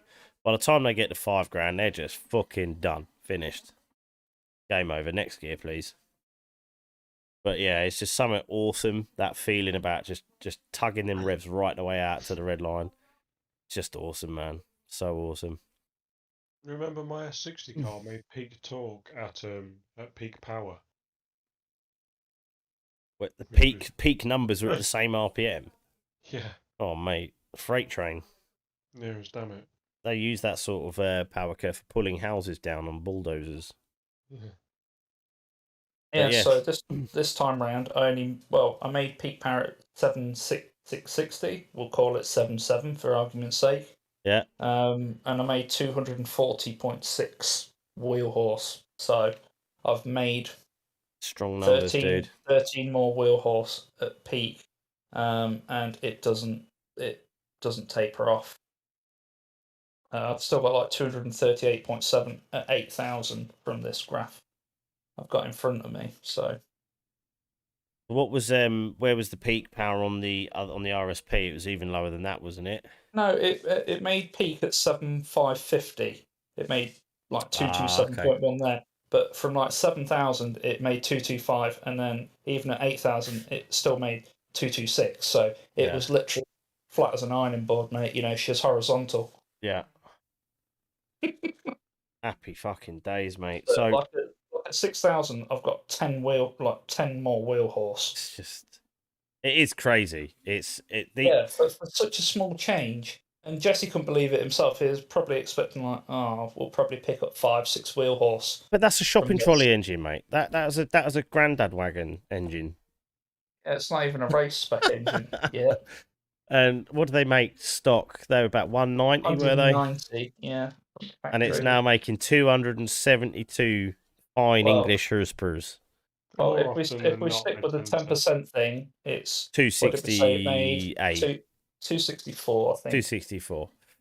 So we've gained. But yeah, that's a 50, that's a 40. very conservative number for the drivetrain loss, 10%. Because obviously we could stick it on a happy dyno and it put out 270, probably quite easy. Well, but some might argue that TDI South is a happy dyno. This is where it all starts to get very interesting in the whole dyno debate, because people start comparing their rulers. And me and you, well, the group, us guys, we've all said before, dynos have a very, very important place in car tuning, and they have an important part to play in improvement of engines and performance.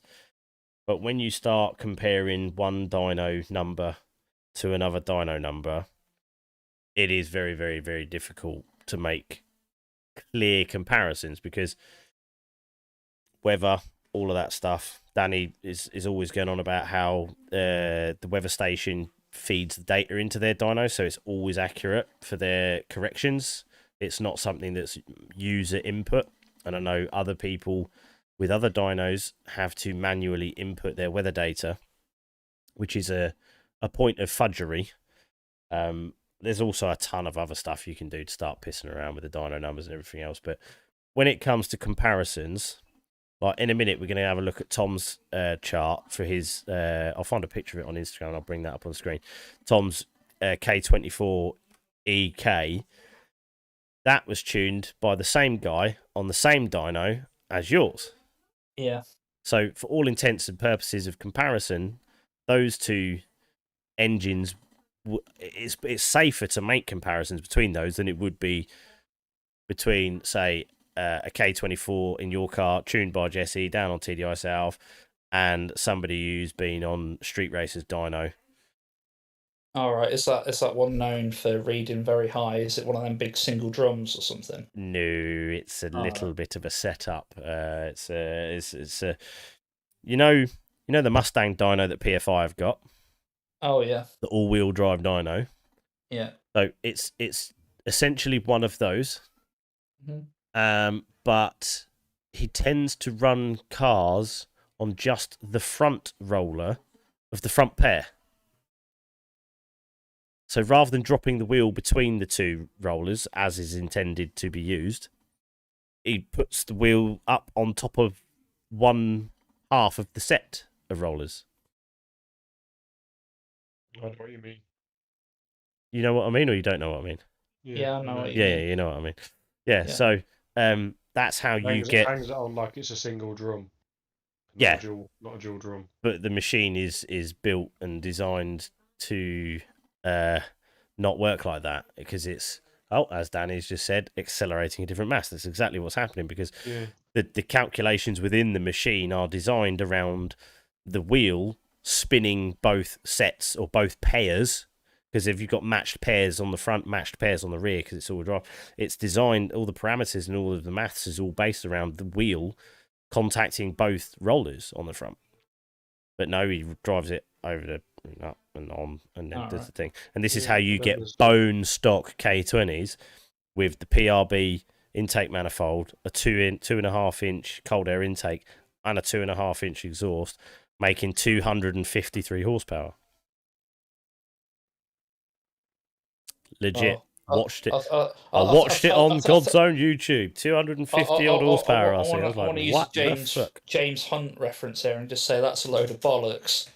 Yes, 100% a load of bollocks. So, if you want, you even got a friction advantage as well there, because your tyre's not even touching as much of the roller. No, so the drag coefficient acting back on the tyre from the roller is going to be fucking 50% of what it should be. And if I understand my research correctly, it is the deceleration phase of the dyno test which calculates the wheel horsepower. Is it what? No, sorry, that's what. Daniel, correct me here. I'm sure if you're still listening, it's that deceleration process that does the calculations for one of the numbers. And I can't remember if that's working out the wheel horsepower, whether that's working out the flywheel horsepower. I think it's flywheel because it's the deceleration is working out the drivetrain loss. I think, based on what I've learned.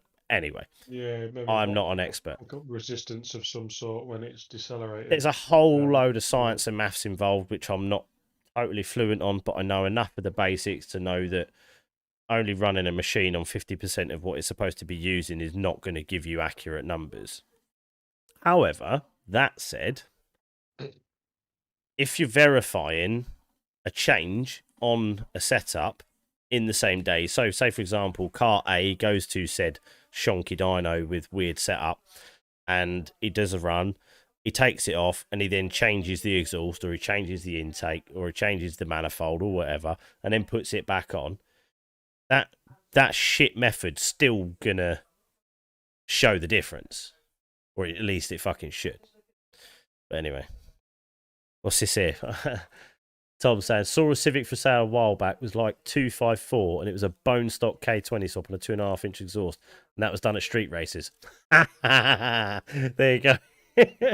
Mate, honestly, not in a month of fucking Sundays is that engine gonna make that power anywhere else. Like that is pub numbers right there. So that's what gives dynos a bad name, that sort of bullshit. Anyways, so Sorry. put your hands up if you love a K24 FN2. I think that's everyone. Can't see no one else, but anyway.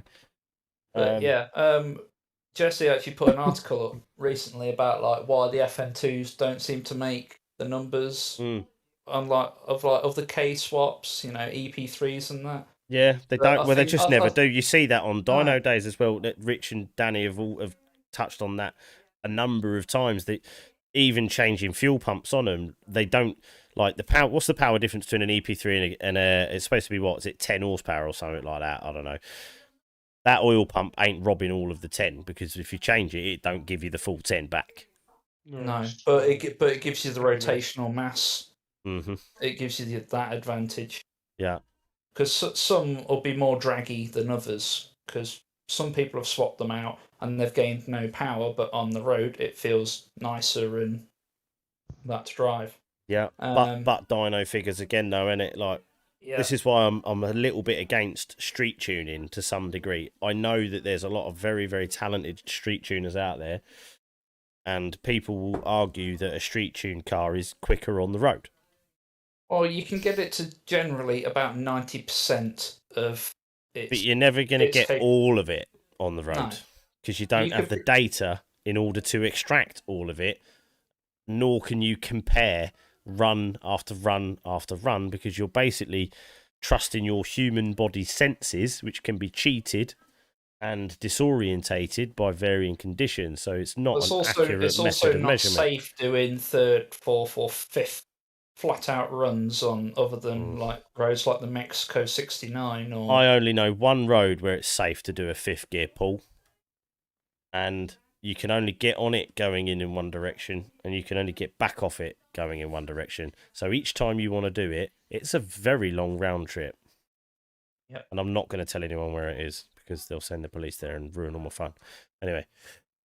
Yeah, so I think the exhaust thing had been sort of like busted of like the routing, because like your EK that has two 90s in it, doesn't it, near the fuel tank? Because me and Jesse were on about like the exhaust routing of like the FN2, like obviously they're not quite they're not quite 90s, but yeah, there's some you've got two sharp radiuses basically. So I think back as well, the distance makes a it does make a big difference because the air's flowing a lot slower the further back it gets, because it runs out of energy because it's being propelled by the exhaust at the head. But like my car has basically made the same, if not better, power than a K24 EP3. It's sort of on the K24 K-swap area, Yeah. within sort of 3 or 4 wheel This horse. is something to if Tom's still on. This is something to take into account when we're comparing your numbers, Tom. On an EK, the exhaust routing is a lot better. Yeah, because the FN's got to go. Obviously, it wiggles down at a weird angle. It doesn't just go It straight. journey around the whole chassis, doesn't it, before it goes out the back? Yeah, so Yeah. it's got to go left as soon as it's like come down and underneath the car. Gotta go left to go right. Yeah, that's exactly what it's got to do. I reckon probably the first 4 to 5 feet of length away from the cylinder head is the most important. Yep.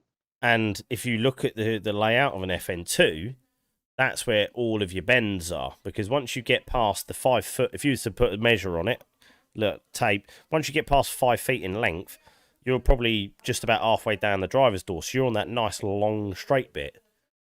And then you've got, it's only got like a little bit of a, is it a full 90 at the back where it goes into the rear box? No, Not quite a 90. It calms down quite a lot. It goes quite smooth at the back end of the car, to be fair. Yeah. I mean, I think I put a picture in there of like my exhaust manifold against like the normal sort of 421 decat setup. That'll be somewhere in there, but you sent it to me the other day. I don't know where you sent it. It should be in here. There'll be like a nice shiny manifold and then like a brown turd one near the bottom right. Oh, there we go. There's the beaten and battered one just above. That is your manifold, yeah. The battered part is actually from 7 years old, and I bought that second hand for 250 quid. Yeah, so where yours goes 4 to 2, your 2 section is a lot shorter. Yeah. Than the nice shiny one. What brand is the shiny one again? That's just a generic, like Tegua Jap Speed right style one. But the flexes are known to fail on them. Yeah. They all will eventually. 80 miles Brock did, and one collapsed. 80 miles shafted. Oof. From new. Nice. Wondering why my K24 swap was slow. Slow K swap, mate. It was.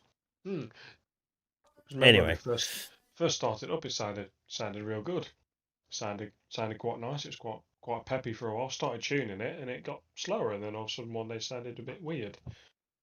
Yeah, that will bloody cause it though if it's starting to strangle itself, isn't it? Got the it's literally like less than an inch. It's like Mark Wager in the chat. Well, hello there. Wagbo. It was lovely. No other way to describe it really. That one flexi just looked like a tight bumhole, doesn't it? Really. Legit what it looked like. Oh dear. Oh boy. That looked like a cat's ass. Brock, you need to get out more, mate. She's starting to see shit, dude. It's not healthy now. It is a weird old difference here though, but there's a right old curve on that left bank of 2 versus the other one. They're obviously flipped, aren't they? Yeah, it's the donut. There's a graphite donut gasket in there, so that is where the restriction. If you click off that picture, and you'll see like where the flange is, like there is like a small little restriction inside that's the one. Does that step up, does it? Or have you sleeved? No, so my dad literally just cut the flange off and then just like welded it. So like obviously it butts up to that bit, but then I've not reamed that little bit out. So I don't know whether I need to ream that out or whether to keep that restriction in there.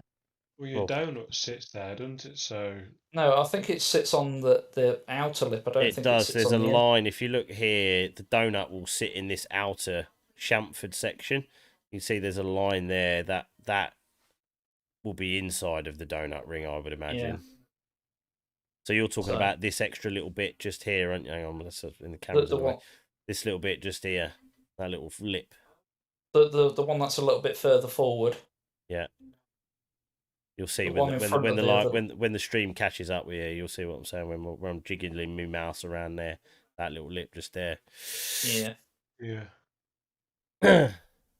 Interesting stuff. Well, They're not normally that big anyway. This is true. They're not normally that fucking big. No, this KB's is a gone. one-off special. KB's gone big.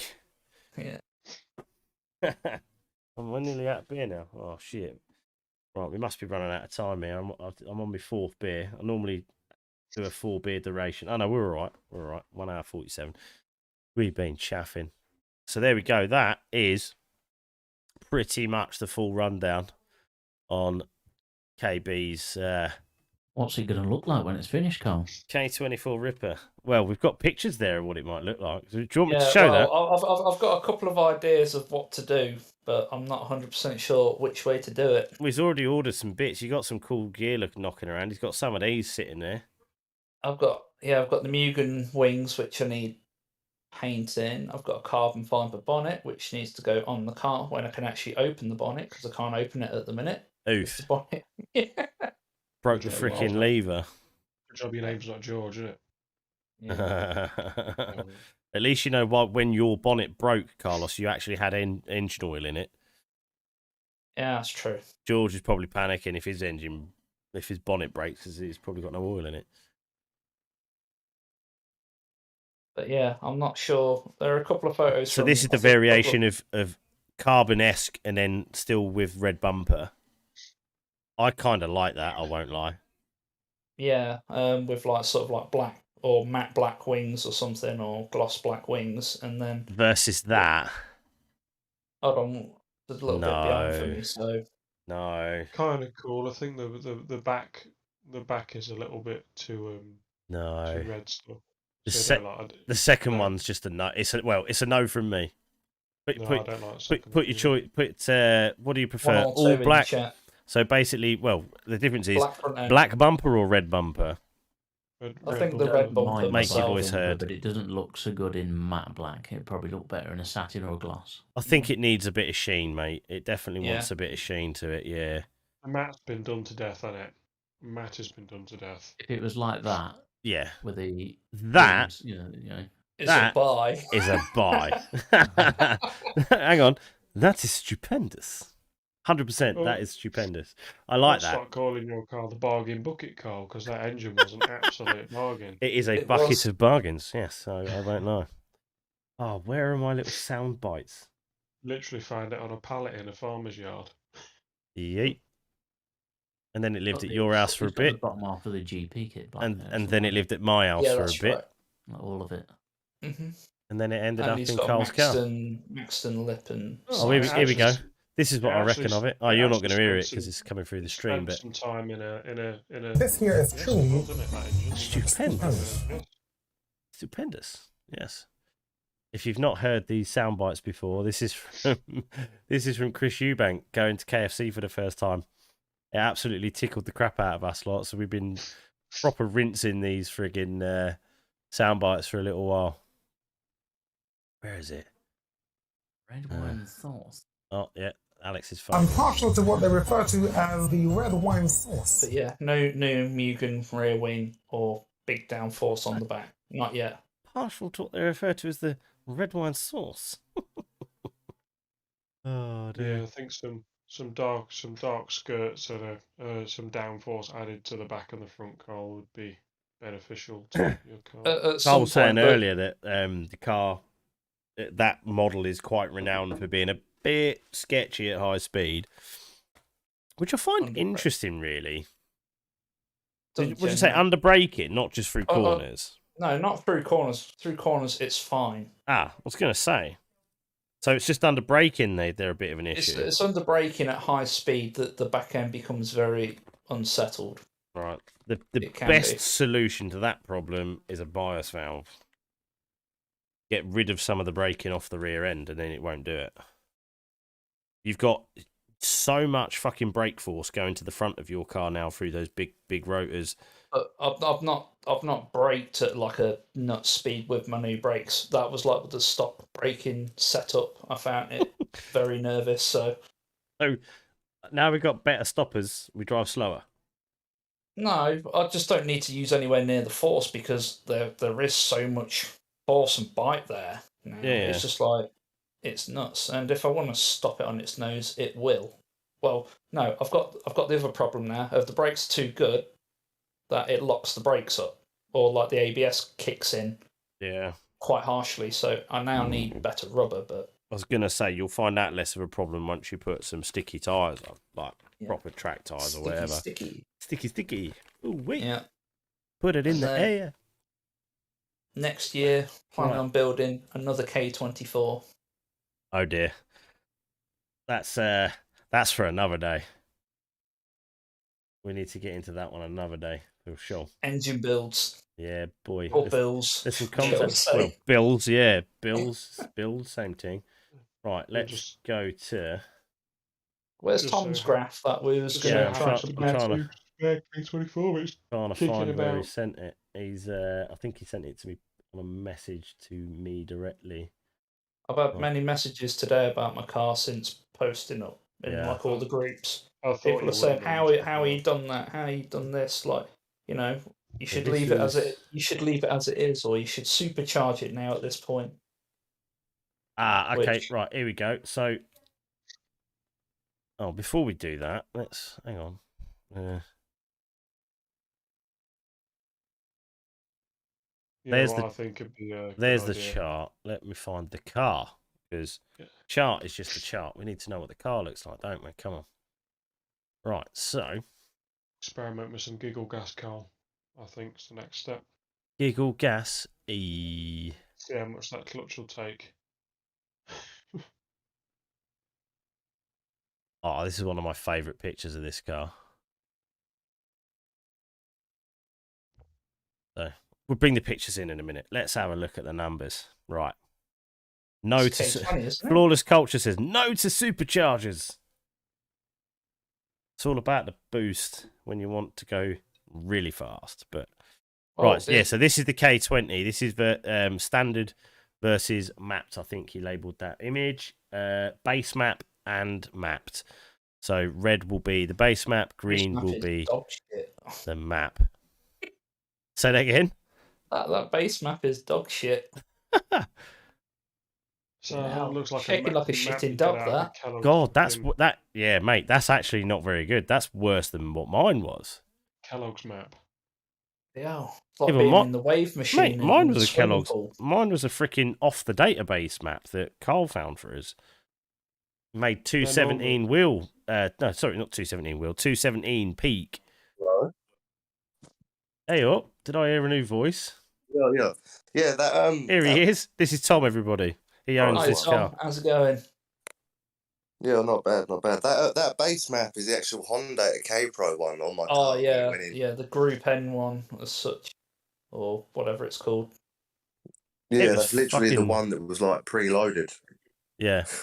That's was really literally bad. fucking. That is Well, that's done by making like 7.5. Less than 100 foot-pounds of torque in the middle of the rev band, where it's like, So where was Yeah. VTEC coming in? So VTEC was know. coming in at like 5.6 at that point. Looking at that. Yeah. Yeah, that is a bit shit. To be, I bet it felt That's- rubbish, didn't it? Then again, Well, the thing is, I done the first K swap like years back now. yeah, Like history of engine swaps and that. Like I done like messed around with D series. My first car was a Civic. Pulled the D14 out, put a D16 in. yeah. Got in a lot of multi-car accident on the A12 in that. Ripped that off. Got another car, but it was just a shell. Built that shell from nothing and put a B16 in it.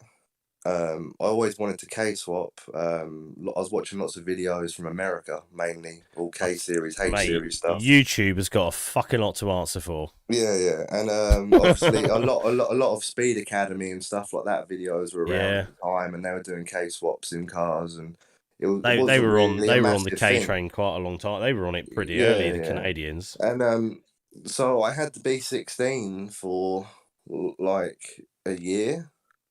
And then like the prices of some guy, I can't remember his name. He was like from the Netherlands or something, I think.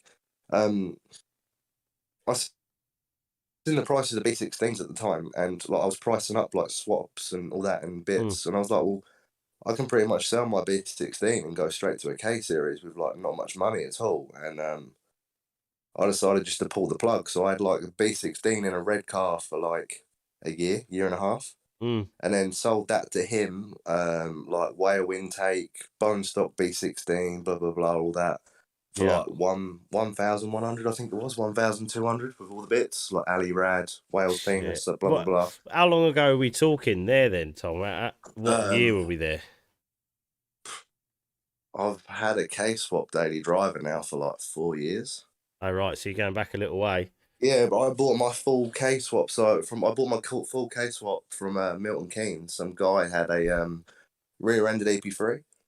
Standard. And I bought standard milk and beans roundabout accident. Yeah, full on like everything. So I bought like the engine. I got the radiator, the shafts, the ECU, the harness. I literally everything in that engine bay was mine. Yeah. And I paid like £700 for that. Fucking jammy bastard. Good luck there, mate. Yeah, then I used like what they call, like, is it J&R? I bought like B series CV joints for like £32. Pulled the shafts apart, switched them over. I bought like an OEM B series LSD. I bought some like eBay like baffle that you could like sort of like screw together and put in the pan. All in all, like the first K swap, turn the key drive with a K Pro as well, because it had a K Pro, a diff, some baffle, sump. It cost me like 2,300. Unheard of now, mate. You were very lucky there. Yeah, 2,300 for like everything. Fair play. That is very lucky. I sold my B series for like 1.2, so it cost me like just over £1,000 to go from a stock B16 to a K20 with a K Pro and a diff. Mate, these numbers, mate, even the mounts, they don't exist. They don't exist now.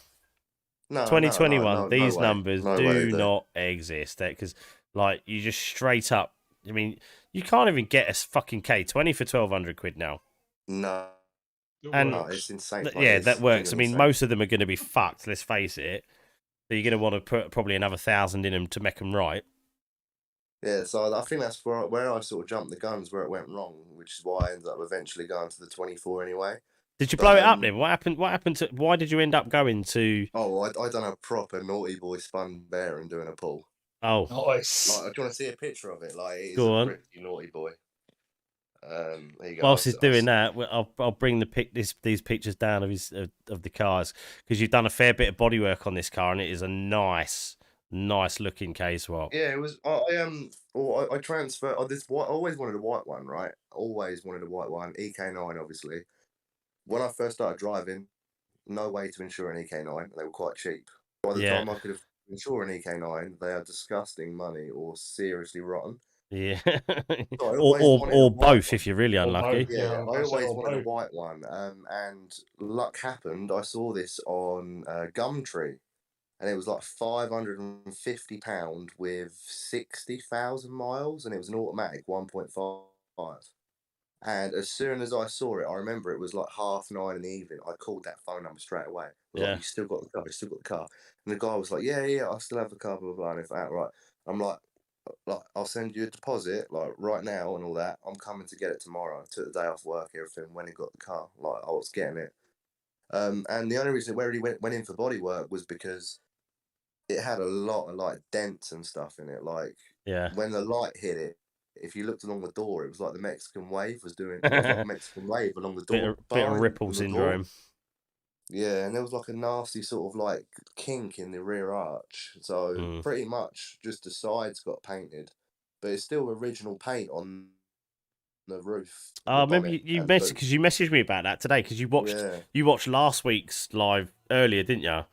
Yeah, and you was like, "Oh, mate, about the paint." Yeah, I remember you saying about the paint, and you buffed it up, and she were all good. Yeah, man. Yeah, the red ones don't. They suffer real bad, the red ones, mate. And yeah, I'm pretty sure it's because of the pigment in the red reacts with like the sun. Yeah, like, no such thing as a red Honda. Nah, Milano pink. Isn't it? Red Honda's died 15 years ago, I'm afraid. That's it, mate. But yeah, so no, I've been following this car on Instagram for a little while, because in the first lockdown I had the Namazoku idea, and Tom was one of the guys that I think I messaged, saying, would you be interested in a feature, because it fitted the bill for what I wanted the Namazoku thing to represent. And and we just sort of been chatting a bit here and there along the way and just sort of following each other's builds and that. And then it's all come full circle now because now we're on a live chat. We haven't even done a fucking proper Namazoku video or a blog or anything yet because I didn't get anywhere with the website shit in the end. But we're here now and we're talking about the car, so it's sort of come full circle. But it's a tidy car, man. Real tidy car. It looks the business. Yeah, it's actually been retired this winter. So like I've been daily driving the white one since I got it, which was like I think like 2 years ago. I think I've had the white one 2 years now. Yeah. And the white one was always 24 swapped. And I ended up buying an Accord because I didn't want to drive it through the winter anymore. But I still drive it in the evenings and stuff like that. But yeah, I've decided. I'll come back to that picture in a minute. But so even the K20 that you had on their dyno made 214 wheel. Yeah, 214. Yeah. So that's strong numbers, man. So what's that on my calculator? Let's do the stonks on that. 214. I don't like using 10% because I think that's a bit low. 235. Yeah, that's decent power.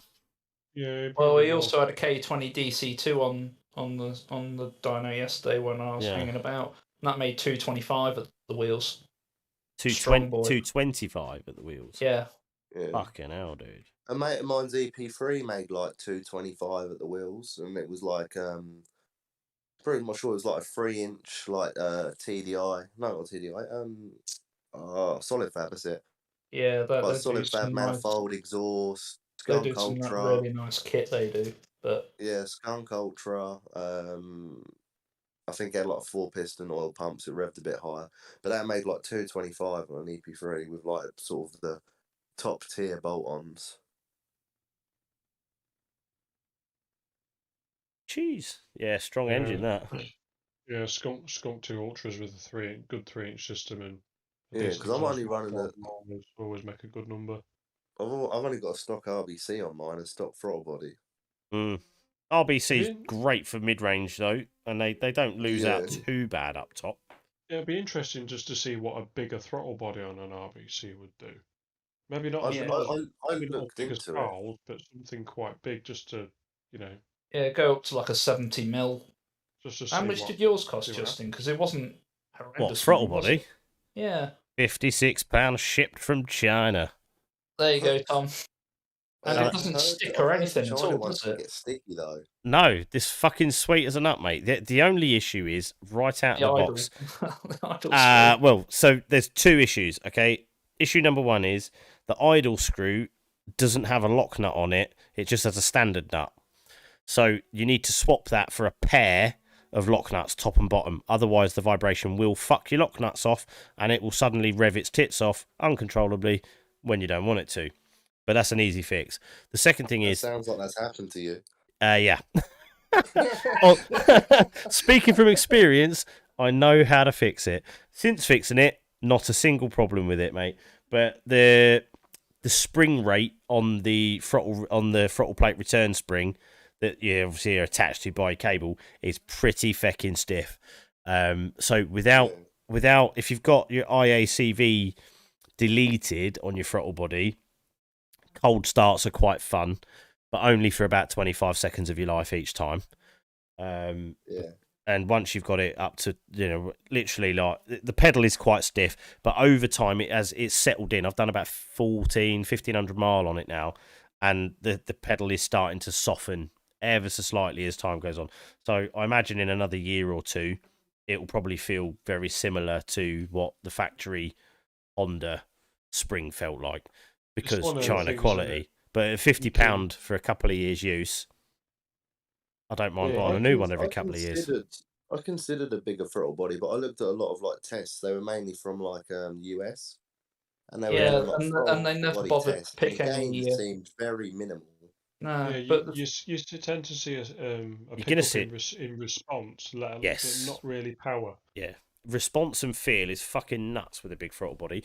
Karls is ridiculous. Mine's only a 70mm, right? His is 72, and it's drive-by-wire, so you've got, obviously, you can dial in the ramp for like the exponential throttle plate opening, and I struggled to drive the car. Karl will tell you, I drove it once, and he was probably sitting there fucking laughing at me because I'm driving it like an absolute twat, like kangarooing everywhere. I couldn't even drive it properly. It was so ridiculous.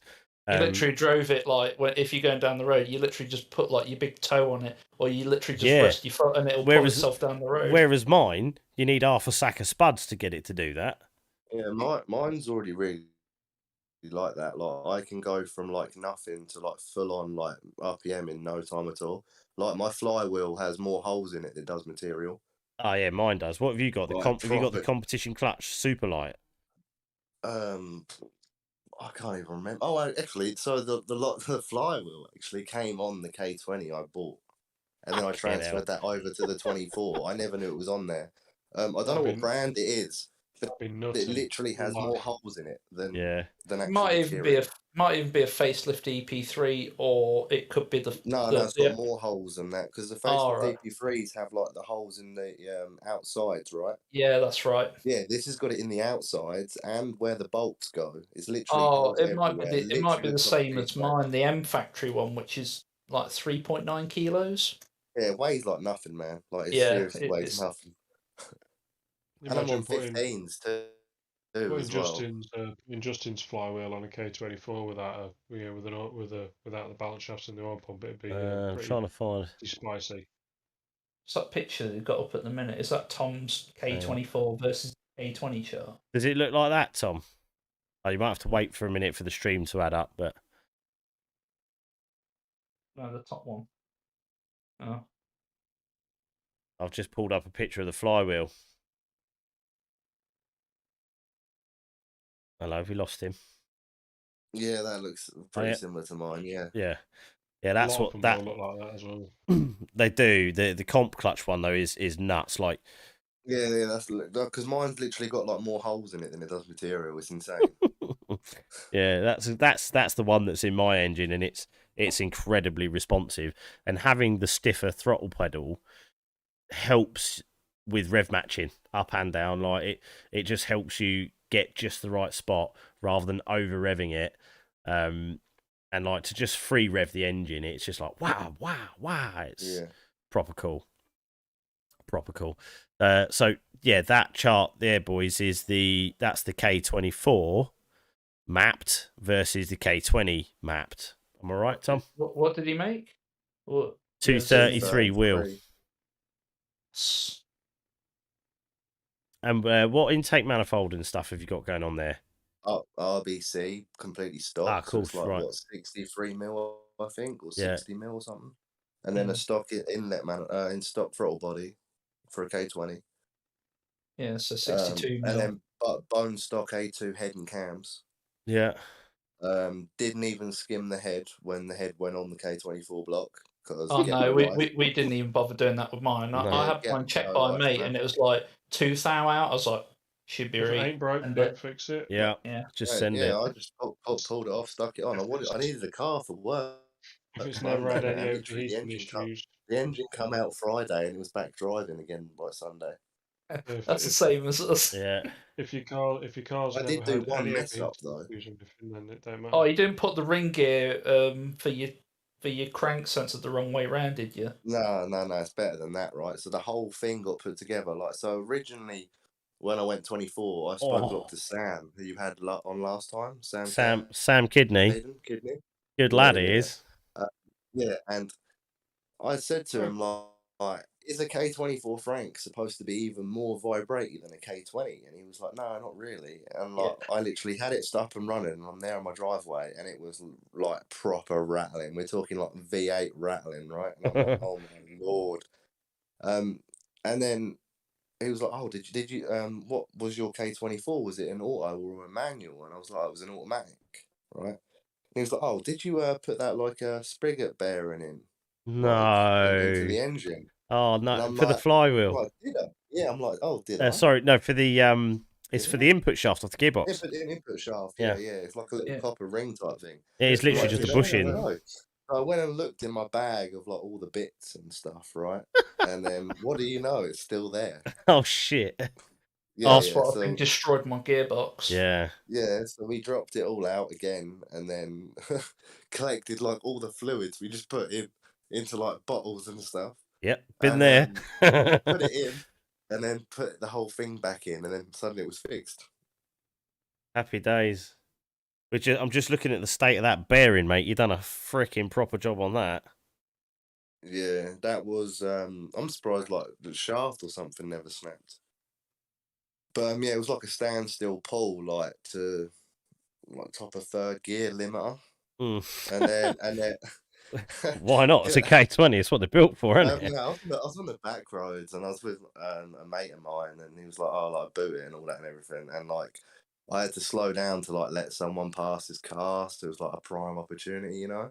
Yeah. And yeah, just went for it, and then it was fine. Like literally, like I hit limiter and third, and everything, changed into fourth, and then casually drove for probably 4 or 5 seconds, and then I suddenly heard a horrible noise, and like I wanted to ignore it because I thought it might go away, and then it did not go away.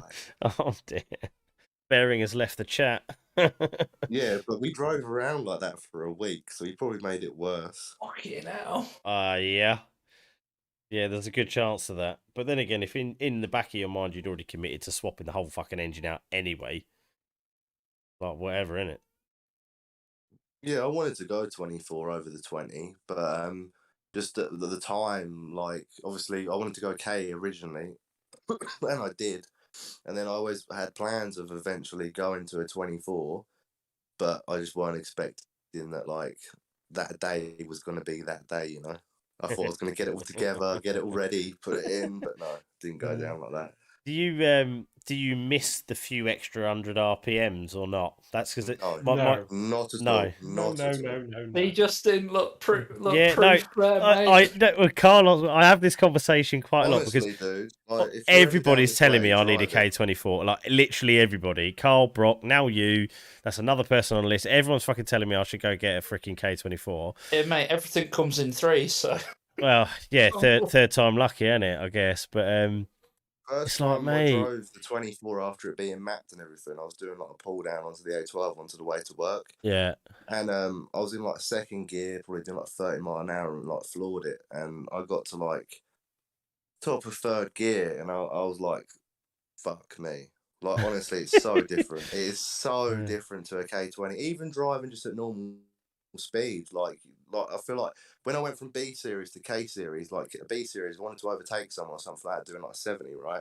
You have to Not wind that it I've up done that. to get it going you'd a have bit. to sort of, you'd have to drop the gears a bit, you know. And with K20s, it didn't really feel like you needed to, right? But the K20, like even at 70 mile an hour in sixth gear, if I put my foot down, it's not going to do a lot. If I put my foot down in the K24, it's literally like me dropping a gear in the K20. It fucking pulls, bro. K24 makes a K20 feel like a B16 again. It does. Yeah. Really, it does. This is not what I need to be hearing, lads. Come on, give me a break. But the thing is, like, I like my dropping 8600. cams, Yeah. You got your dropping cams. They can go in a K24 quite Oh, nicely. I know. Like I'm not gonna lose money on all the bits. Gucci. Everything's transferable, and it will actually, if I was to transfer everything that I have or will have by the end of the year onto a K24, it's going to be a pretty decent number, K24, at that. Yeah. You'll make probably a little bit more than what I have. That exhaust will absolutely love that airflow. Wouldn't it? It will. Tom's running the same. You've got the same manifold as me, innit? Yeah, I do. Yeah. The same. The megaphone. Yeah. Yeah. That's what Jesse's running on his K25. Yeah, it is. It makes the big powers. A bit different though, because like I cut my floor out to mount the shifter because I wanted cup holders because daily life. Yeah. So I've actually got like some of my tunnel, like the shifter is like mounted in the tunnel, if you can imagine. Yeah. It's a K-swap shifter, like a K-tune style one. So I've literally cut some of the tunnel out and mounted the shifter so that like the top of the like the K-tune shifter body is like level with the tunnel. So I'm missing some of my thing out. And if you can remember from when you had your manifold on, you see the way that, how close it is to the tunnel. Yeah. Well, my manifold sort of has like almost a 45-degree dip down and then levels out and then goes back up again into the car to avoid where I'll cut out. See, I've actually got So- quite a lot of space above that bit of the manifold there. What caused me the biggest issue is the size of that centre. The centre silencer is what caused all the angle problems in the end, because it dropped the centre line of that pipe to a lower point than where it would be if I didn't have such a Yeah, I massive remember fucking yours was like silencer. on the wonk or something, weren't it? It was weird, mate. It Properly on the piss. the manifold itself pointed both towards the ground and left of centre at the same time. It was just, it didn't land in a good spot for whatever reason. But Rob Hall from RTL Customs, he fucking did a cracking job, mate. He just, we went through what we needed to do. We needed a tiny little pie cut just to kick it up a little bit and give a bit of length and put the flexi in, and everything's been sweet. Other than the centre silencer does hit. There's a bit of strengthening material on the middle of the tunnel, literally in the centre of the length of the tunnel. There's like a big bracket which is spot welded inside the tunnel. I need to cut that motherfucker out, because it's that my exhaust hits when you get wheel hop on a burnout or a wheel spin. It shakes the exhaust and it twats the crap out of that, and it makes a hell of a din inside the car. So that needs cutting out, and then it'll be good. But yeah, K24 life, mate. You motherfuckers need to stop. Honestly, if you're ever K24. down this way, man, like, you can just come grab the keys. Yeah, man. Trust me, like, if you drive the car, you'll just be sold straight away. Like, I'm telling you now. Yeah, I don't need to take up that offer because it costs me money. No, you do. Appreciate it, but it's gonna cost me money, so I need to avoid that for a little while. But mate, it's sick. You were mentioning about revs, Justin. You like the revs, but for some reason, when you've got a K24 spinning at like 7.5, 8K, it sounds like it's revving it sounds harder like a 20 than at it is. £9,000 anyway, because the amount of air that's moving. It still sounds like you've got the revs. So driving Karl's car, I missed it. It didn't feel the same. It's weird. I know not everyone will get it, but to me, it just felt weird and it felt different. And it's probably because it's an FN2. Well, yeah, but also just the way that the revs just suddenly cut off. Like, I'm listening to the tone in my ear as I'm driving, and I'm expecting the tone to go to a certain level, and it just doesn't get there. It hits the limiter before it gets there. That's obviously something you'd get used to. Obviously, if I put a K24 and I drove it every day for a little while, I'd get used to that. But if I put a K24 on my car, I want it to rev to 8.6. That rod's job done. So that's why it's going to cost me more money. Well, it's not even the rods; it's just the rod bolts, which are the weakness. But if you're going to go there, you'd bung a set of rods in it, wouldn't you?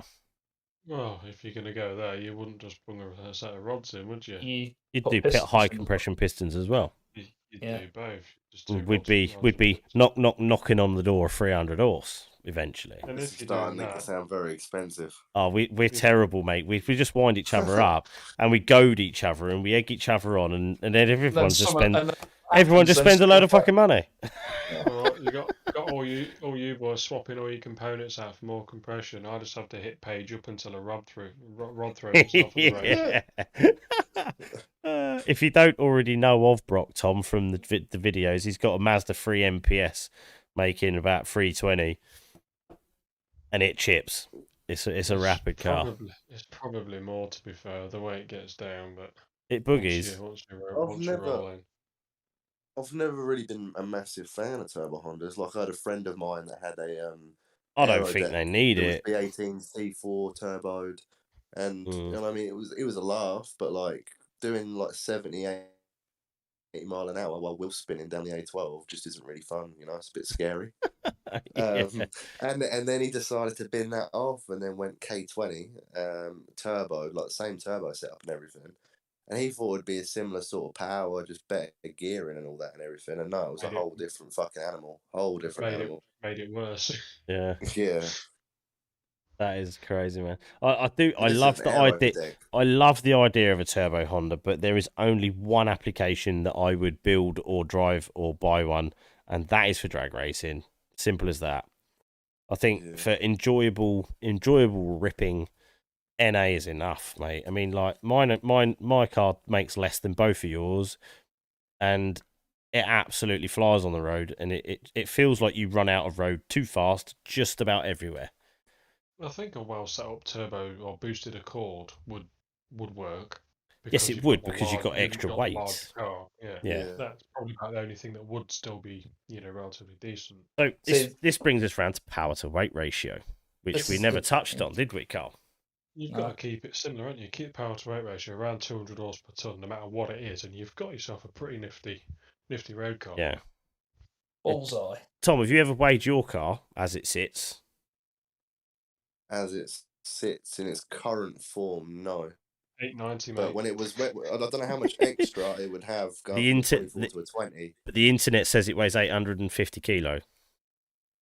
Probably, This because the car? internet tells fucking lies. Yeah. Oh, we're joking, because loads of forum posts and forums and just general interneters told me that an EJ9 Civic with a stripped out interior should weigh 850 kilos to 900 kilos.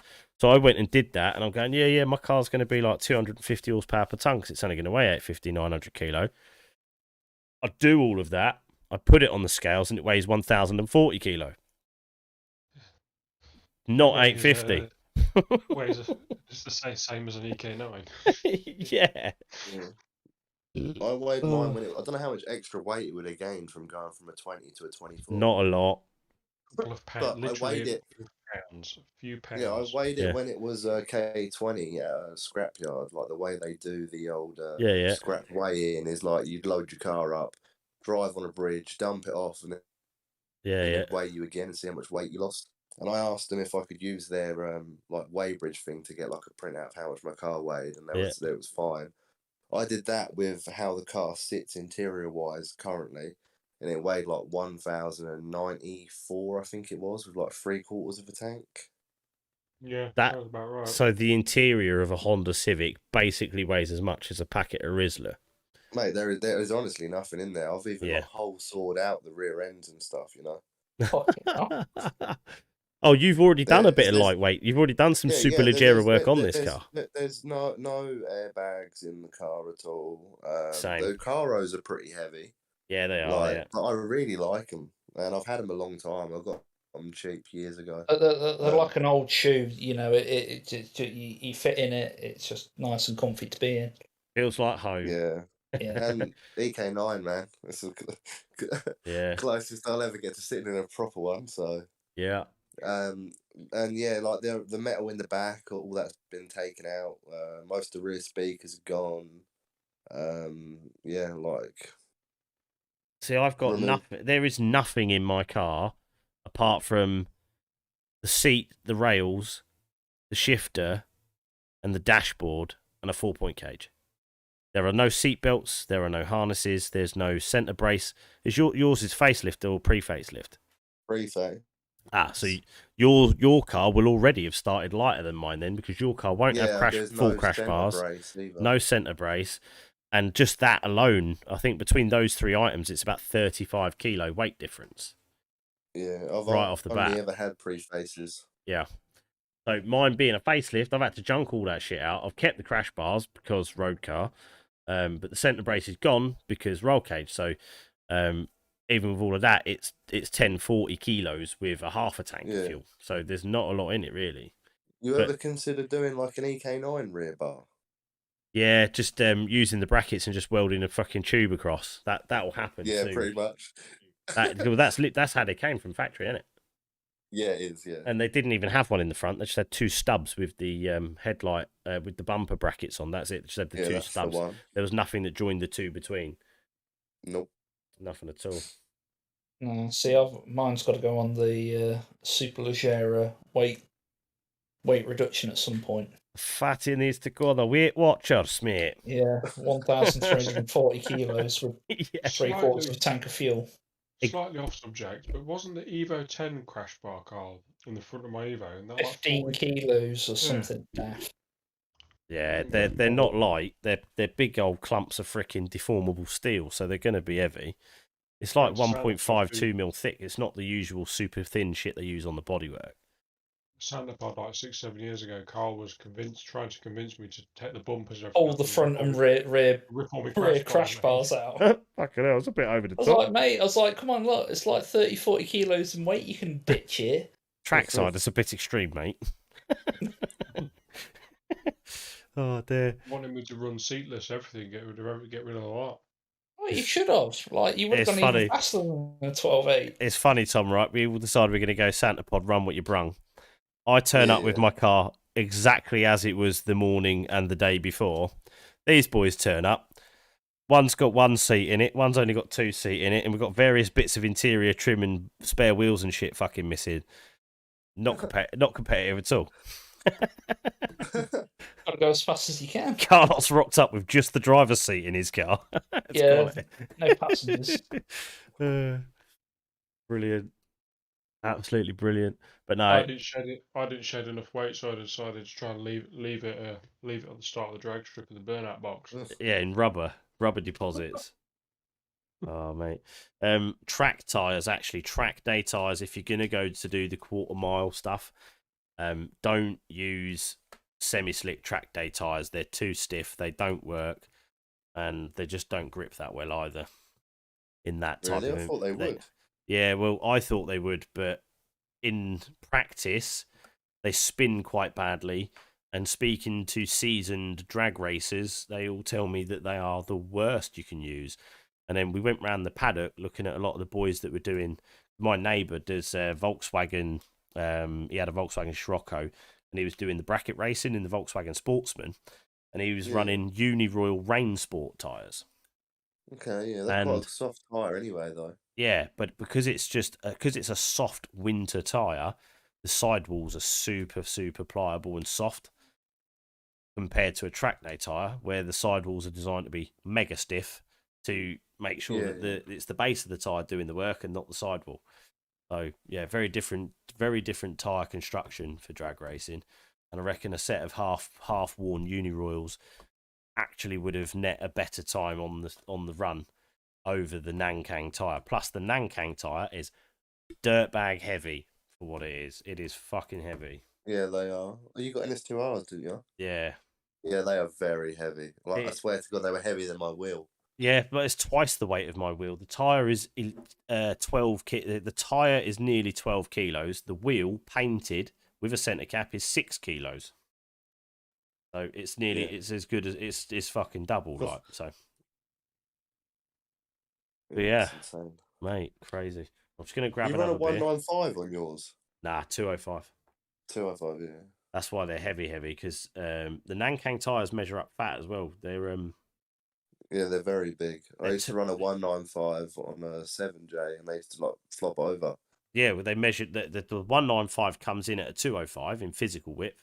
The 205 comes in at 214. Yeah. So I'm effectively running a 215 or 214 to split hairs. Yeah. But yeah, it's a heavy ass fucking tyre, mate, for sure. Which going back to dyno numbers, pretty certain that the dirty great heavy tyre with very little compliance in sidewall squish actually results in a lower wheel horsepower figure, because it drags on the deceleration phase of the dyno test, which is when it's measuring the forces. It decelerates faster. Yeah, because it's got more grip, surely, right? Got more grip, more weight, and generally just more resistance. So, like a track tyre isn't the fastest tyre if you want to go fast in a straight line, because grip is resistance, and resistance is the opposite of fucking... Resistance creates drag. It's the opposite of what you want if you want to go mega fast in a straight line. Yeah. So yeah, there's a few disadvantages, but in a circuit environment, they do what they do, and they do what they do very well. Yeah, you can brake later, more corner grip. Yeah. Oh, hello. What are you sharing there, Brock? Federal ST1? Evolutionary ST1s, that's what I was running at Santa Pod. I've never heard of that. I've heard of like the 595s. These are cheap though. These are just a road tyre, but they're super soft. They would not spin on the drag strip. It hooked and booked, mate. 350, 360 foot-pounds of torque, first and second gear, it would not spin. There's video of that on the channel if you've not seen it. It just, I could not believe it. I couldn't believe the levels of grip that were there with that tyre. I was Yeah. like, holy fuck. The tread on that was kind of snazzy for a cheap tyre. It's like an older Pirelli tyre, isn't it? Yeah. It's deadly in the wet. Absolutely deadly in the wet. Yeah. You My know, my Toyota Nankangs T1R. are shit in the wet, mate. You know, Once you get to Toyota about T1Rs, 110, yeah. 120, them fucking tyres physically lift the car off the road surface. They're that bad. Like the wheel goes light and it just starts waving its face around the place, and you're like, yeah, that's not cool. We need to get out of that. You've driven in the snow in them yet? Nah, but fuck, I'm never gonna either. Mate, that car is going nowhere near snow ever. Full if stop. If you drive in the snow with Nankangs on, yeah, and then get out your car, it literally looks like you've floated over the snow. It leaves there's like no marks print at all. Yeah, Yeah. like no print at all. I took my girlfriend to work, right? Because obviously I dailied the Civic through like this big snow we had like last year. I think it was. It was like February time, March time. I think it started snowing. Yeah. And yeah, I'm driving to like Sainsbury's and all that, and I took this corner at like 2 miles an hour, and I was full on like Tokyo drifting it. I'm just gonna grab a beer. I'll be back in a sec. Talk amongst yourselves. Yeah, definitely. Those sort of tires, snow and wet, not good. Well, so the Federals I'm running like when it's warm. Warm or dry though, they're absolutely brilliant tire. They're comfortable. You know, they're very you can feel that they do have a bit of a soft sidewall on them though until they're like up to temperature and they've got a bit more pressure in them.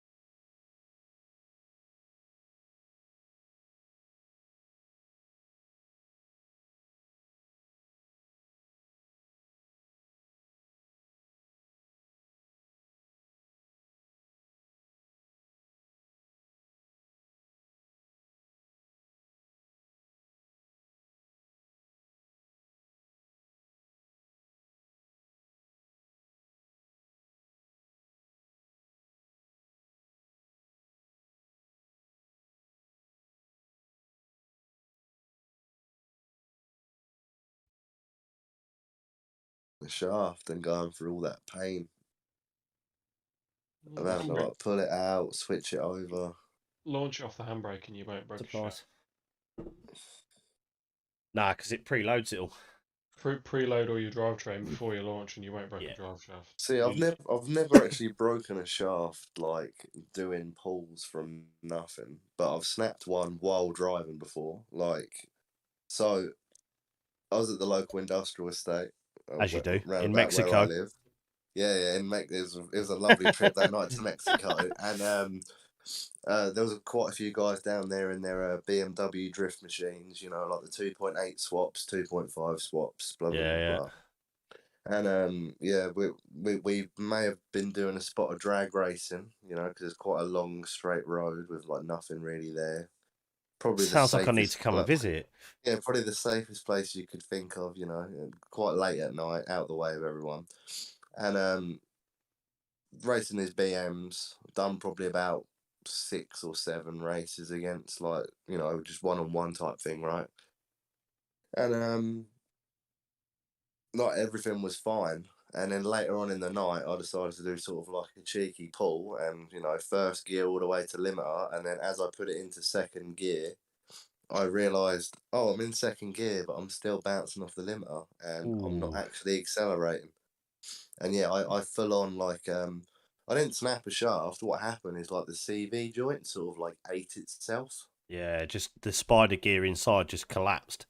Yeah, I'm assuming when I went from like first gear to limiter and then just chucked it into second, maybe the wheel sort of hopped or stopped or something, and it decided to just completely chew up the CV It because the shaft was still sounds more attached. like it was just its time, because Yeah, that maybe. that activity in itself wouldn't be enough to smash a fucking internal to It wasn't bits the on a first time it CV. had that activity. Yeah.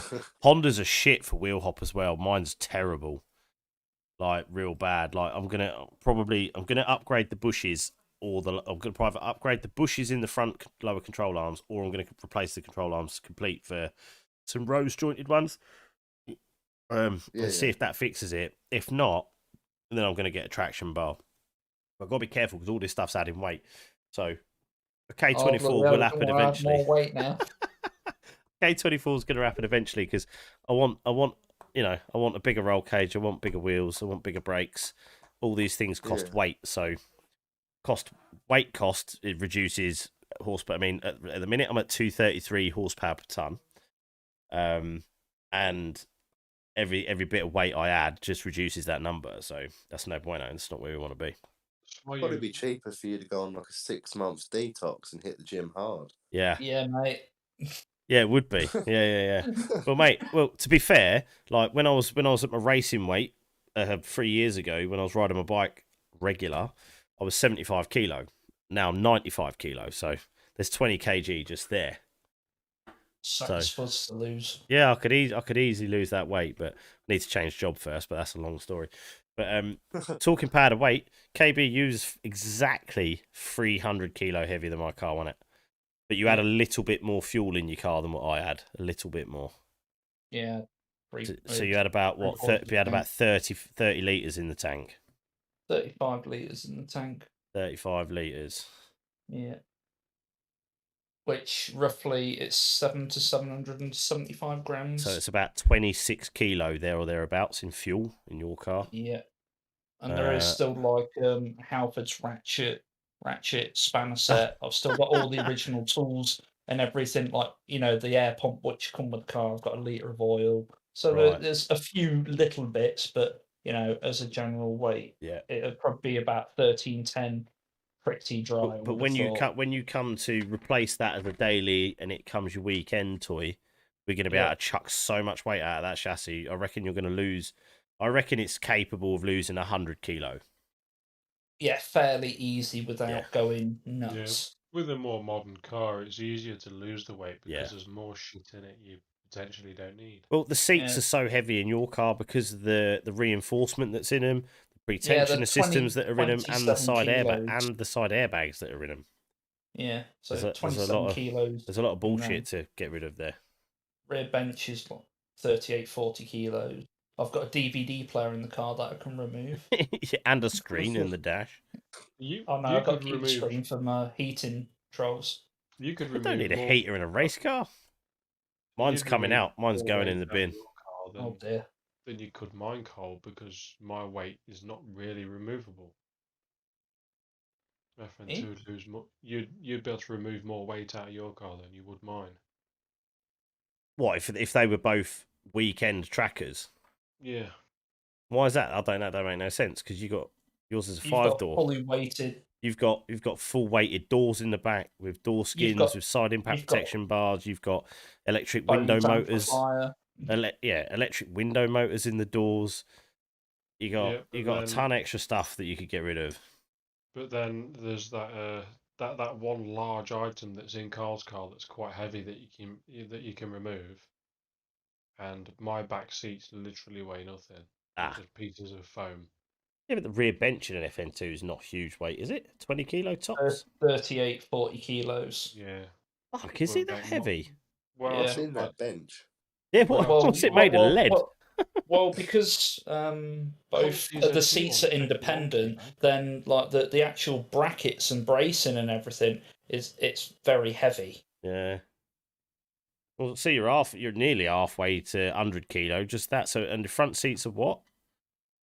27 and 25 kilos for the passenger, so I could easily go down to like a 7 or 10 kilo seat. Plus 4 or 5 for the braces, yeah. So you're gonna knock probably 10 to 13 kilo off per side. Yeah, so 20 odd kilo so 25 kilos there, which are roughly plus 40 out the back rounded. So you're almost 60 kilo just with the seats. Yeah, so you can drop 60 kilos straight away.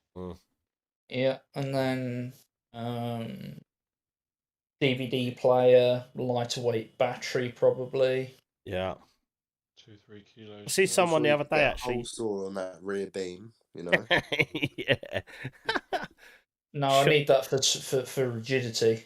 Chop a few nah, mate. You chop all that shit out and then you put a nice chromoly bar in between the strut towers. Titanium exhaust. Bosh. Yeah, titanium exhaust, that would be a big one. Quite expensive though. Yeah, you'll save a ton of weight there as well. And at the minute I've got steel discs and they're 320mm by 28. So they're like 10 or 11 kilos each. What other material are you going to get a disc in? You're not going to go carbon, are you?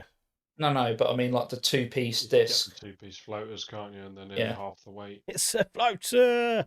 Yeah. Lighter wheels because my 18s, they're 8.9 kilos of wheels, so go down to, I don't know, get some 5-6 kilo Enkies in there, mate. Sweet. Yeah, still got to clear the brakes, so. Yeah, it's fine. Offsets are good. Spacers are good. Yeah, loads of ways around it. it. Grinder to the caliper, it'll be fine. Yeah, and that. Well, they're rally they're pretty calipers, aren't they? You don't want to do that. Function over 4 minutes a race car, though, man. Yeah, still, you don't want to go wrecking a set of Brembos. You just stick a spacer on it, job done. That's more weight. Yeah, aluminium. Or your rear floor and everything, Carl. You know where all your floor attaches to your rear bench and stuff, and you've got the flat rear floor and like that boot space. Yeah. We could just get a little thin. Just get a sheet thin of checker plate and just cut all of the bottom of your fucking cut car the section out and just flat top it. Yeah, just flat top. Make space for the double diffuser, mate. Just rivet it all down. See, talking about track car, right? Track stuff. Tom had to go quite extreme for getting his car through noise limits, didn't you, mate? Well, no, it gets through noise limits, but like drive-bys could be questionable, like Bedford, where they're quite strict. But yeah, without the weird thing is with that box, right? I thought that would alter horsepower, but it literally didn't change anything. No, because earlier we was talking. I don't know if you heard at this point, but we was talking about velocity versus flow. And the first 5 feet of your exhaust are the most crucial for velocity and volume. The further back you go, the slower the gas is moving. So the less important the straightness of it becomes. So you can have a lot of bends and a lot of restriction or more restriction at the very, very end of the run, and it will have a far smaller impact, if any, on actual power output because it's that front third of the exhaust that does all of the work for creating horsepower. So Yeah, it makes sense. bunging that Unless box you on the actually- back literally just dampens the noise. Yeah. Mate, honestly, with that box on the back, it sounds like it still has a D15 in it, man. I It's bet. just quiet. Yeah. Seriously quiet. But I bet you it's not much quieter than what mine is without the box. Because mine's fucking proper quiet.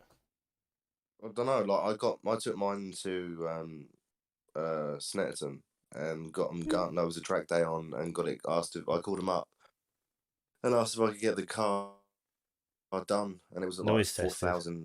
It was like 4,400 and something. I think they tested that. And they pulled like I think it was like 88 point something decibels Yeah, without that's- the box on. Yeah, that's Sounds quite. like a- That's not well without the box. Yeah, without the box. Yeah. So on static, it's not bad then. Sounds like a No. wheelie bin. Yeah, that's think not that's not decibel that loud at all. wheelie bin. I think mine was tested according to the previous owner who built the system. It was tested on an EK9 with the K20 in it, and it was 92 on a flyby, which is pretty quiet Yeah. in the grand scheme of things. But But your intake's 101. yeah, the intake could be a bit of an iffy thing right now. Although full bonnet and a headlight in it still will help with that for sure, because it's only going to go real nuts when if I like have a big hole in the bonnet, then the noise know is what going to you get do? out. Or if I take the headlight out, then that noise is going to get out. You Rich, just go to your local fabric shop and just buy a piece of foam and just wrap it around a bit of foam. yeah. Well, Richard at Dino Days. He's Plunge at it right he's me and Karlos were chatting to him for ages when we went and had the power runs about his little EG that's supercharged, and he's saying putting a supercharger on it didn't really quieten it down a lot at all, to be honest, from when it was NA. And he has to run an external box off the back as well. Well, you And- make exhaust noise worse when you supercharge because you just blow more air out. Yeah, but what he ended up having to do was he had to fuck about with headlight, because he had to put a headlight back in it because he was running without a headlight, and it was actually the intake that was causing all of the noise. People find that a lot with like Jacksons on track as well. Like the whine from that type of supercharger Yeah, can get people flagged because they're pretty loud. yeah, for sure. Whereas, yeah, there we go. This video.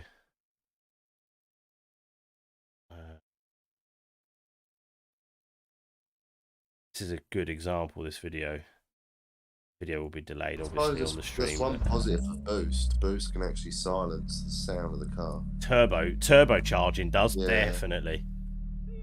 So this is Turbo this is is Alex. another. This is Alex's FN2 with a Jay's Racing. I spelt Jay's wrong, but Yeah. Jay's Racing catback. Oh, like Jay from In Betweens, didn't you? Yeah.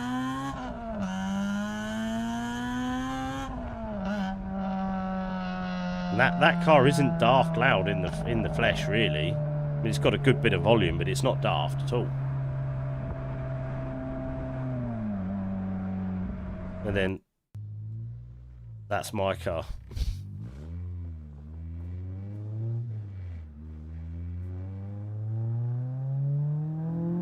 Stream is very, very delayed. It is, yeah, because I've got it on low latency.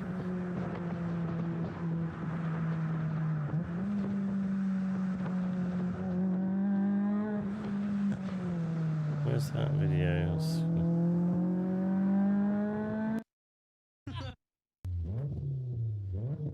It's just no real volume to it. It's incredibly muffled at the rear end.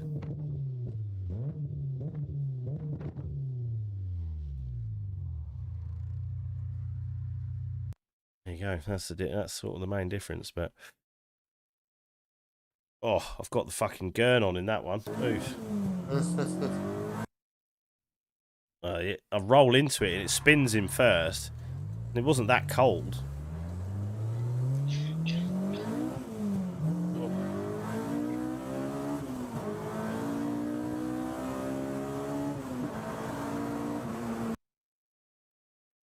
I could listen to them. I could listen to them VTEC rips all day long. Honestly, Love it. The intake donk, mate. That's where it's at. they're donk. See, I had a thought today. We've Oh. just converted to calling it the donk. Now, is that something we've just come up with, or was it have other people referred to it as that before? I've never heard it as that before. Yeah, I don't think I have, but I don't know. It just come out. I mean, God, one day, and it sort of stuck. And now everybody, no, well, I say everybody, us lot in this little group, crossover on VTech is now known as the donk. and it's just sort of stuck. Oh, Donk dear. on it. Put a donk on it, mate. I absolutely love it. Anybody thinking about K-swapping the car, just fucking do it, because it is just so awesome. I do miss the characteristics of driving a Honda, to be fair. Even a boring Honda, like my K24 Accord I had. It had character, you know, a certain characteristic about it driving it. It wasn't fast. It was nothing special, but it was special at the same time, because it just the way it felt was brilliant. That's what I I'm feel saying. like they're cars that you like need to drive. Yeah. You know. Yeah. No matter what it is. I mean, I've had 2 CRXs, I've had MB6, I've had a couple of FN2s, I've had 24 Accord, I've had a Honda Jazz, and every single one of has always had something in common. They all made you smile when you were driving them. Yeah. It's Just about like, driving a car. Like having a fast car is one thing in isolation. the Jazz was hilarious when you're undertaking M3s on roundabouts. Well, that's different. But the one thing that I think all the Hondas have got in common is the power delivery is slow and steady, and then it just goes mental. Any VTEC Honda, like twin cam VTEC Honda, it's all about the enjoyment of pushing the car into the party zone and hanging it in there and just jamming that next gear Whether right that before the party zone limiter. is passed or not is another thing. It's just the fact that there is a party of some sorts happening. Oh yeah, it's all party, that mate. matters. Not necessarily, you know. K24 is just a hardcore, dirty underground rave, isn't it? Mate, I think the only difference is, right, when I had like a D16, right, I had like a D14, D16, I'm like, oh my God, this is great, this is so much faster, right? Then I've got a B16, and it's like, oh my God, this is even better, you know, then K20, then K24. But in all honesty, the only difference is, right, The speed at which you're going. yeah, the speed, that is it, literally, like, Yeah. you know, like, in my D14 and 16, if I was, you know, giving it a bit of a hoon on a back road and I hit something, I'm probably going to be okay. But, like, as it's gone on through the generations, the chance of me being okay is becoming slimmer. Well, that's it. Yeah. You get in the D series, that second gear pull used to last ages, whereas now that second gear is now a fourth gear pull in a fifth gear pull in a 24. D14 second gear is so long it's become an internet meme.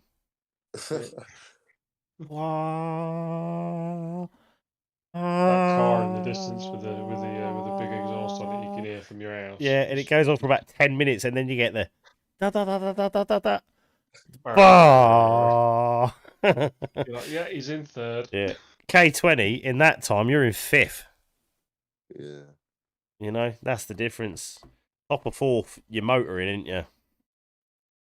I don't know. Like like with the B series, I always said this. Like, I probably wouldn't go back to a B series, but the one thing I miss is that crossover. Like, that crossover is just the noise of a B series, something to behold. Yeah, it is. It doesn't stage in; it just switches. Bang. That's the difference. No IV tech to stage it in, and there's no adjustment before and after it. It's just literally fucking. It's a mechanical switch that just goes, bang, VTEC. Yeah, it's cool. Yeah. The jump I heard plenty of that yesterday with that bloody K24 Metro, where his VTEC solenoid was chiming in out. He was going dar dar dar dar dar dar. Yeah, he got a dodgy solenoid. Yeah, he's just having a good old donk.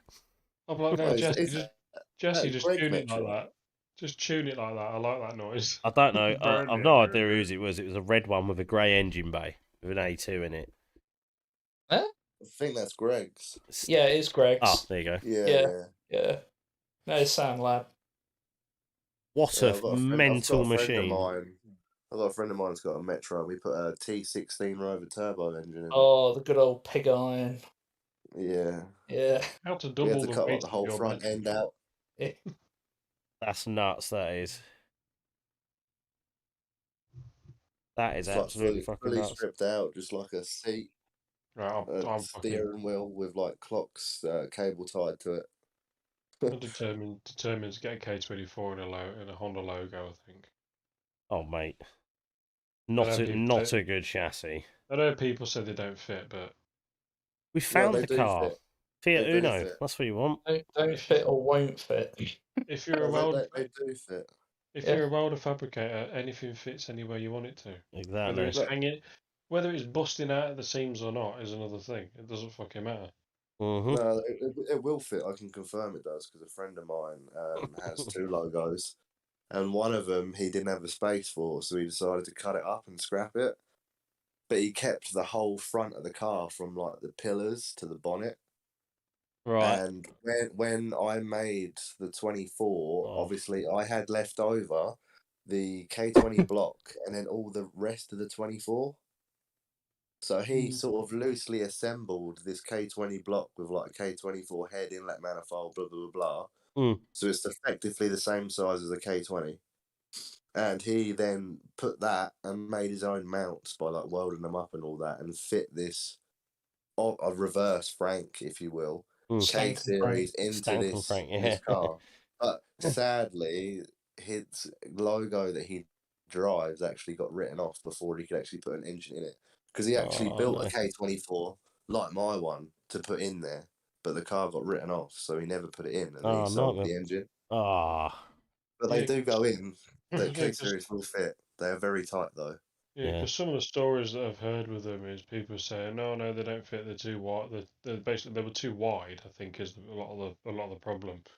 The logo engine I- bay is big enough to take a D16, so it's going to take a yeah. K20, mate. I just thought to myself, well, Yeah. if it's got a D in it from factory, Mm. they utilise a lot of the same mounting points anyway. So surely it'd only be a case of cutting a few things out of the way, and then obviously getting your shafts to marry up. And other than that, you know, if you've got engine mounts, it Pretty fits. Gucci then, ain't you? Yeah. The logo bay's got the width. It's the more the problem's like the depth. Yeah. It's How not. low It's it not something sits. that I would be using. It's something that I would literally just be taking Sandspot. So it doesn't have to do Yeah. anything other than go in a Bagger. straight line on a There flat back road. there is a K20 logo that's been done. Bosh. That's the way. I'm gonna end the live stream, boys. We can carry on chatting in here. If anybody is watching and wants to carry on chatting, get in the Discord because we are on 3 hours on the live stream now. I don't think anybody's actually going to sit and watch that after the event. So if you haven't already and you are watching, do the fucking like and all of that, whatever. And if you want to see more, put a comment and maybe we'll do another one another week. Maybe we'll get some different people on and do more talking of the Honda shizzles because it's actually pretty good fun. And if it's helping people spend a night, it's all Gucci. So, right, we're going to peace out on the live. Say goodbye, everybody. We're going to fuck it off now.